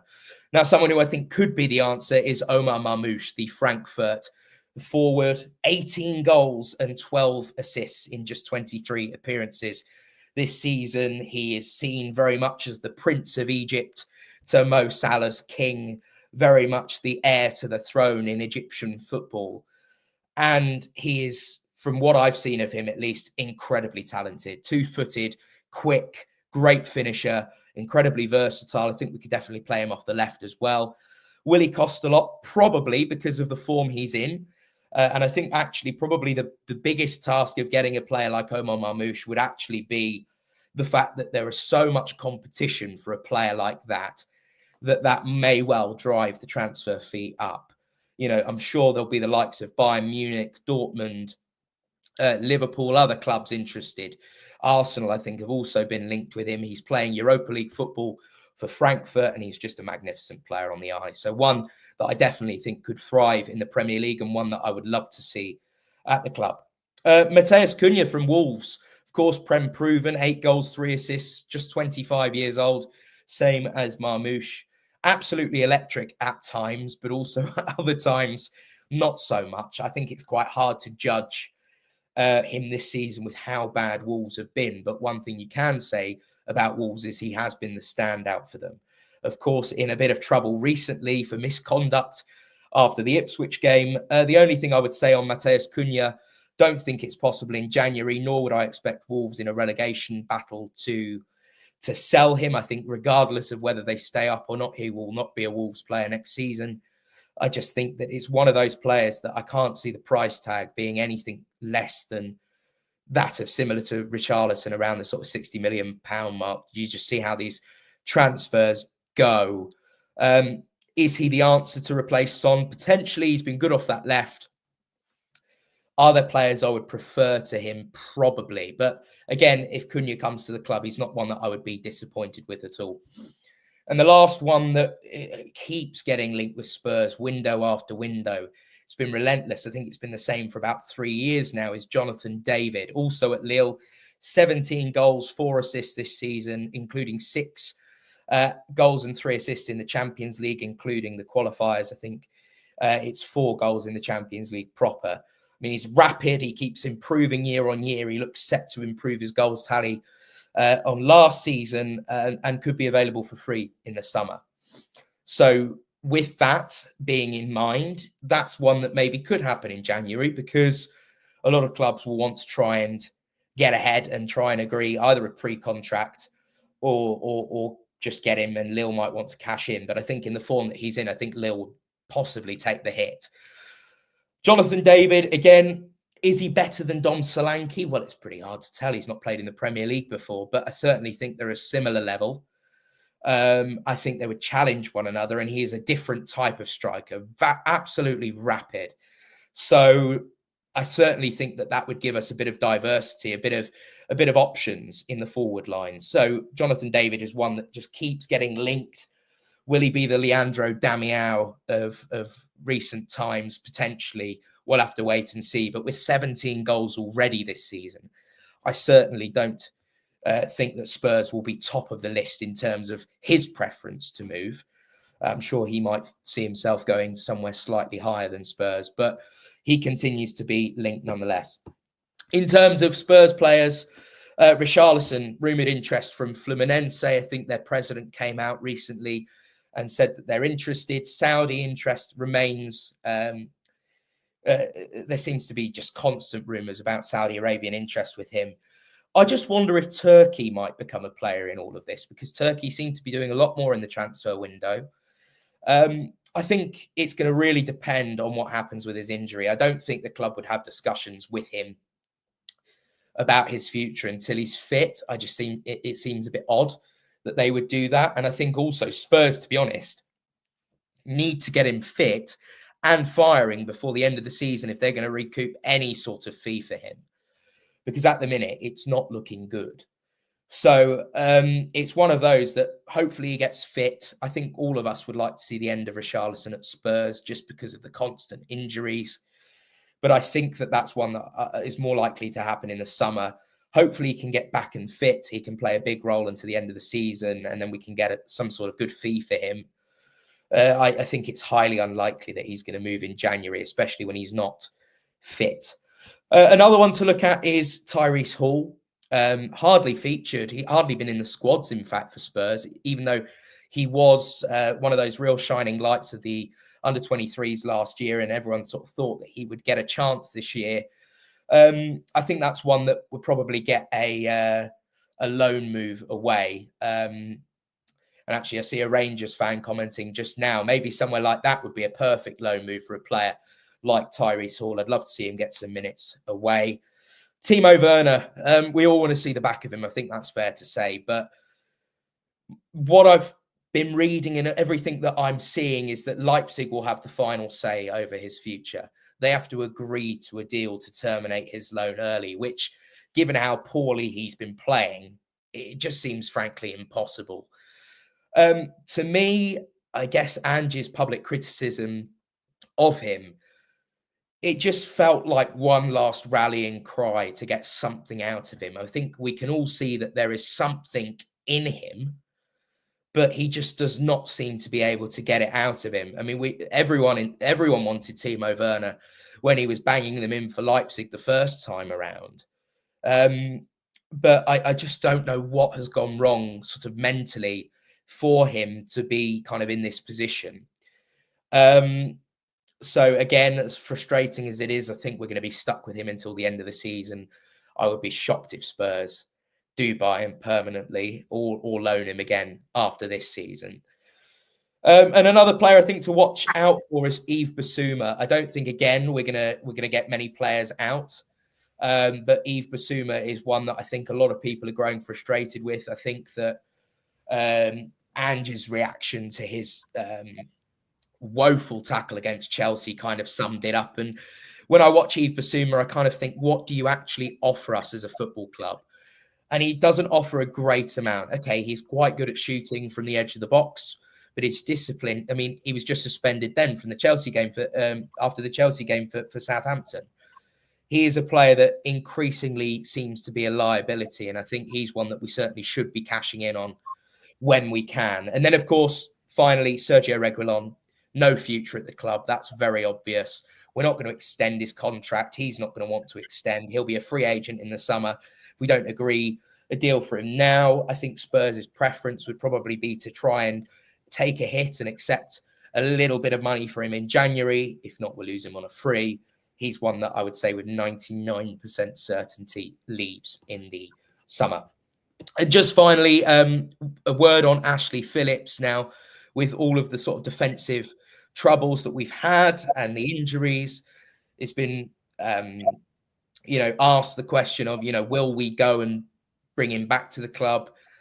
I've seen conflicting reports, but the latest that I've read is that we do have a recall clause on his contract, but he's only played 11 games at Stoke and he's certainly not pulled up trees. So I think, to be honest, for a player that young, I think we should keep him where he is and allow him to continue his development. I'm not sure what else we're gonna gain by getting him back. I'd much rather see us go out and get a centre-back. But on to players that I actually like and think we should be targeting at the minute. I think it's clear we need a left-sided player. I really like Leif Davis at Ipswich. 1 goal, 2 assists since coming up to the Premier League. He's got a wicked left foot. At 24 years old as well, I think he'd fit the bill. Good competition for Udogie, but he is Newcastle mad. He's from Newcastle, Newcastle fan. If Newcastle have a sniff, I think there's only one place he's going, but I certainly like him nonetheless. Another one, Anthony Robinson, would cost probably quite a lot, 27 years old. Of course, getting 2 assists at Anfield. He's rapid, he's Prem proven. I actually think there's a case to say, in fact, a very strong case to say he's better than Udogie. And is that what we need to do? I think actually there's certainly an argument to say that I think we could improve on Udogie, and maybe that gives him the lift that he needs. I think he could certainly benefit from real competition there. And Robinson would probably be my number 1 player if I could bring someone in at left back. Another Premier League left back, Milos Kerkez, linked with Liverpool, Bournemouth, 21 years old. Very, very impressive every time I watch him. Awful haircut. Not that I'm one to talk, but he is very, very impressive every time I see him. Price tag sort of rumoured around the £40 million mark. I think he'd be great at Spurs. Again, arguably better than Udogie at this moment in time. Will Spurs spend 40 million on a left back when we have Udogie? I'm not so sure. So as much as I like all 3 of those players, will we get any of them? I'm not entirely sure. It's more likely to be an 18-year-old we've never heard of. But hey-ho, that's Tottenham Hotspur Football Club. A couple of midfielders, Carlos Baleba. Of course, who doesn't want Carlos Baleba? Incredibly talented, 20 years old, Brighton. It only means one thing, huge money. I think he would solve a lot of problems. He's absolutely rapid, a goal threat as well. And in that 6, room to develop. But will Spurs go out and spend crazy money? I highly doubt it. We seem to be that one club that never gets that top Brighton player. So can Spurs do something different? Who knows? I'd love him nonetheless. And another one, Tijani Reinders, the 26-year-old AC Milan midfielder. I've spoken with Melvin a lot about Reinders. He is just so great to watch on the eye. He's not the most defensive-minded, but he's pretty well balanced. But also, he's a bit of a goal threat as well. I think 7 goals and 3 assists for Milan this season. Dutch international. I think that him with Kulusevski and Sarr in a midfield, or Bentancur, what a midfield we'd have if we could bring in a player like that. I'm going to try and rattle through these quickly because I know I'm banging on. Brian Mbeumo is, I think, an obvious one for us. Right wing, 10 goals, 2 assists in the Premier League this year. Always scores against Spurs, so that's probably 2-3 goals less that we concede every single year. He's got a great shot on him, keeps improving, rapid, would give us a lot more, I think, than Brennan Johnson currently offers, and is a very different type of player, certainly would run at his defender.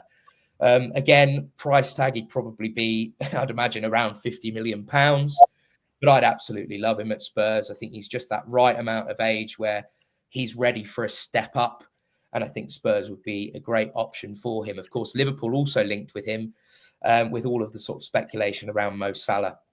I'm going to throw out 3 left-wing options, all probably unlikely, but players I would like nonetheless. And no, I'm not going to mention Kvaratskhelia or Nico Williams. I think as much as I'd love both of them, they're just not going to happen. Completely impossible, given the way that Spurs operate, unless some miracle happens.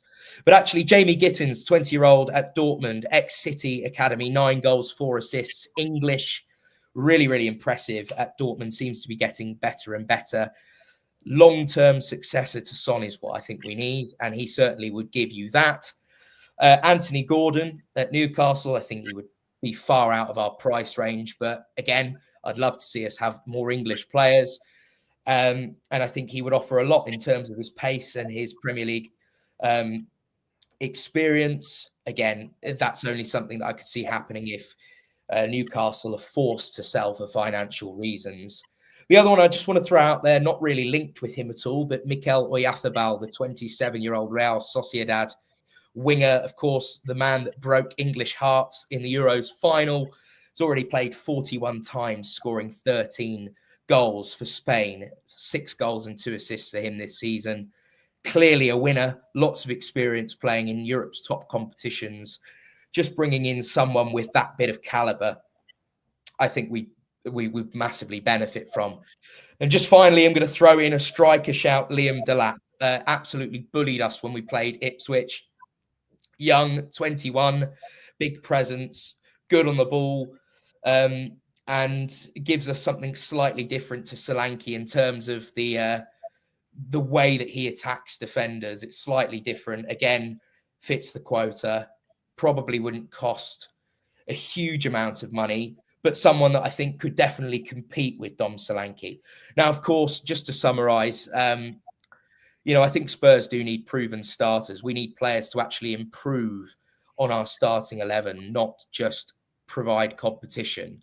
That is the thing that Spurs need to do to take us to the next level.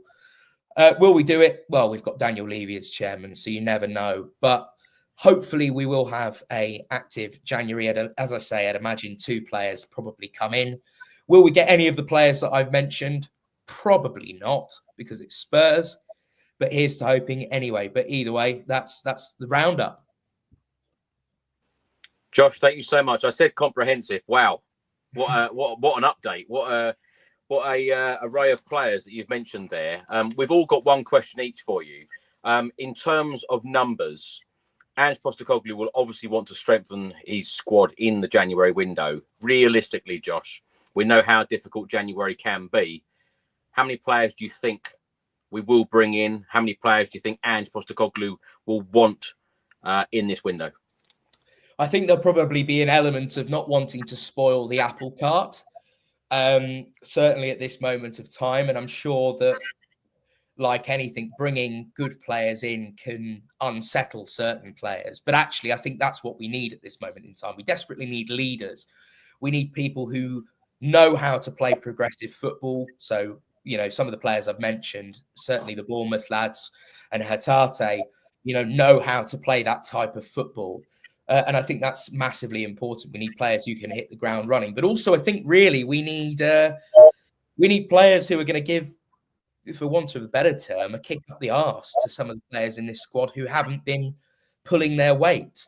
There are far too many passengers at the start of this season, and we're relying on players to step up. Of course, Archie Gray and Lucas Bergwall kind of changed things slightly because they may decide they don't need a midfielder. That would be the Spurs thing to do. We don't need a midfielder because we've got players fit again, meaning that Gray and Bergwall give us enough cover.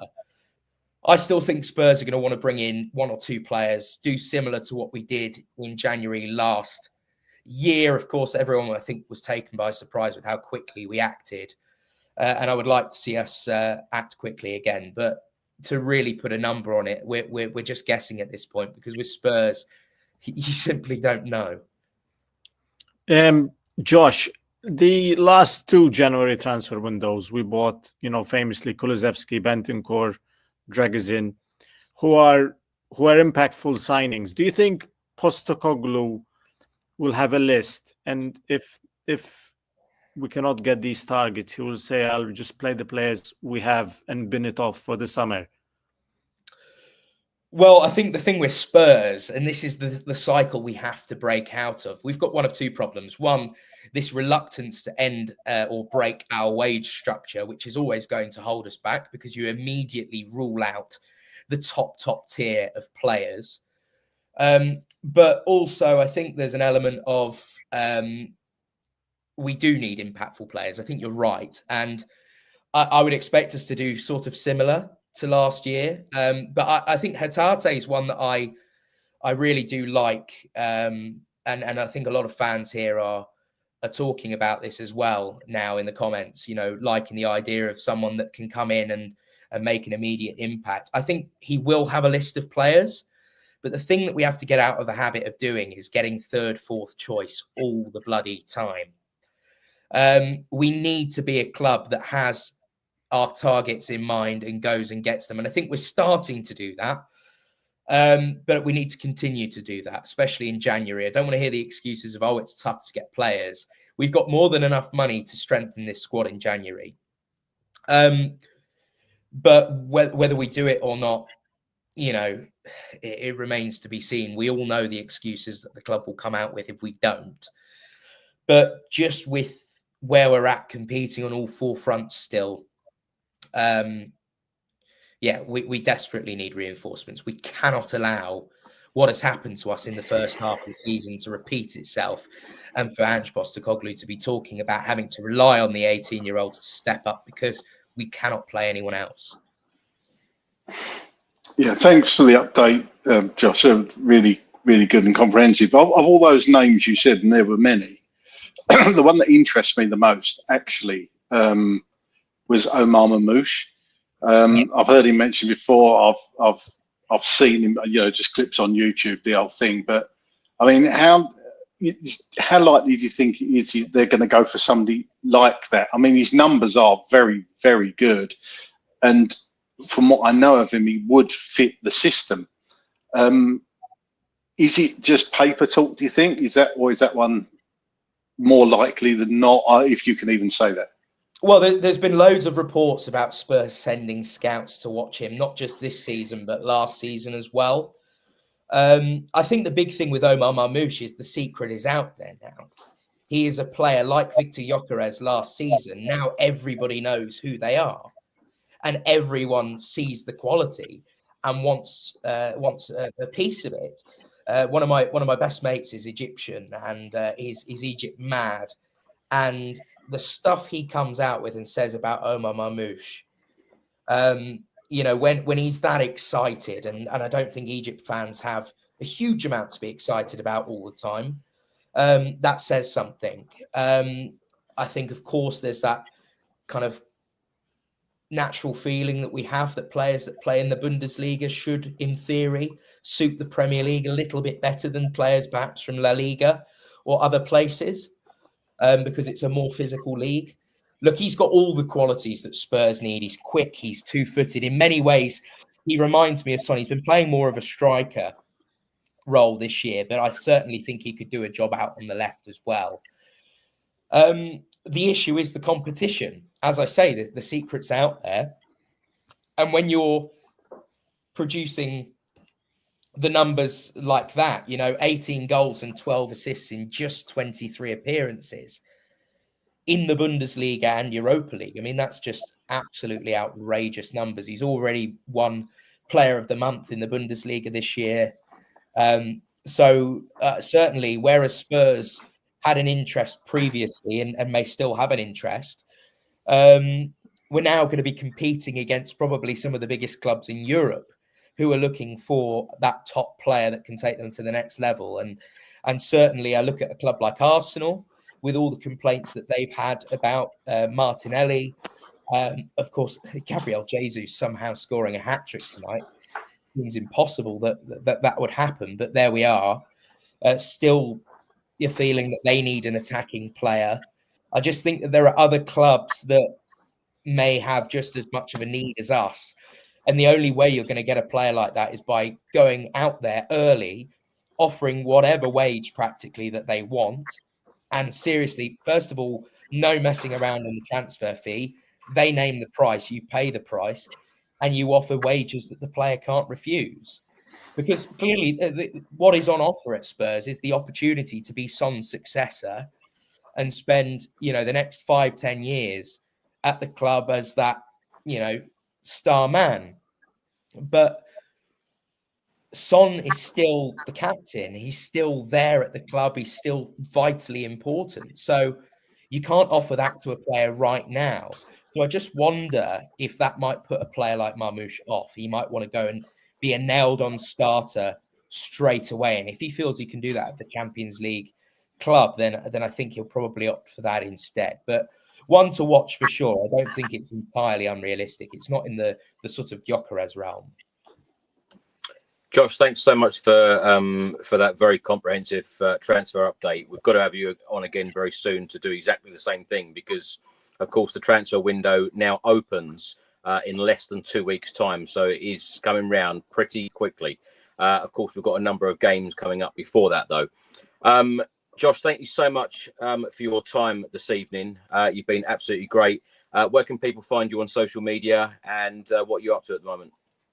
Yeah, Josh UTV on X. I'm not all that active on there these days as much as I used to be, but I still tweet about Spurs every now and then, usually ranting and raving. But yeah, pleasure to be on the pod once again. Looking forward to joining you for a very special Christmas podcast as well, for some festive fun. But yeah, at Josh UTV, if you want to give me a follow, and appreciate all the love in the comments. And please do, if you haven't voted for the Spurs Chat podcast, please do at the Sport Podcast Awards. What an amazing achievement to even be nominated. So let's hope that come next year, we can be celebrating that success as well as a trophy for Spurs. Thank you so much, Josh. We do have a wonderful team. And as Josh said there, it's going to be a very busy week on the podcast because, of course, we're live tonight. We'll be live tomorrow after the Manchester United game, and live on Friday with a Christmas party special. There'll be 10 of us on. A number of guests will be changing. So I think there's about 20 people on in total on the podcast. It's going to be absolutely fantastic. And there's going to be lots of surprises as well. Lots of surprise appearances. Watch this space. It's going to be fun. Craig, thank you so much for coming back on. Where can people find you? No worries, at Dearman9 on X if you want to give me a follow, or Craig Dearman9 on Insta. Really looking forward to the next couple of days. Obviously the game tomorrow, and then the Christmas carnage on Friday night with everyone. So that should be fun too. So yeah, really looking forward to it. Thanks for having me on again. Ed says, "Is it fancy dress? What are you coming as?" I'm coming as Ben Davies. Not what you said to me earlier. Melvin, thank you so much for coming on. Where can people find you? Yeah, if you want to follow me on X, it's Melvin Tottenham, and same on Instagram. I usually follow back. Yeah, I'm quite active, usually around, complaining about a loss or talking about a victory. I usually follow back, and yeah, I'm excited about the games and the transfer window. Absolutely. Well, Craig, Josh, Melvin, thank you so much for your time. Let's hope that after Thursday's game, we're all smiling on the Spurs Chat podcast again. Let's hope that we can go into the semi-finals.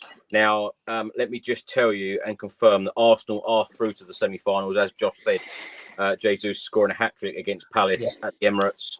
At the time of recording this podcast, Newcastle-Brentford is in the 94th minute, and Newcastle are winning the game 3-1. Oh, actually, it's just full time. It is now a result 3-1 to Newcastle. So Newcastle are through. And the Southampton v Liverpool game, they are in the 83rd minute, and Liverpool are 2-1 up. So it does look at the moment like Arsenal, Newcastle, and it looks like Liverpool will be going through. So it's going to be a very, very tough semi-final, whoever goes through, Manchester United or Spurs. Let's hope that, of course, it is Tottenham Hotspur Football Club. Thank you so much for watching, everyone. We always try to record these preview shows of about an hour and 20, and we've gone over yet again. But this one I don't mind, because Josh gave us such a comprehensive update to do with the transfer window, which we really, really appreciate all of his hard work for that and opinions. Thanks for watching, everyone. Thanks for listening, and we will see you Thursday night for another edition of the Spurs Chat podcast. As Josh said, please vote for us. Your support is really, really appreciated. We'll see you on the next one. Come on, you Spurs.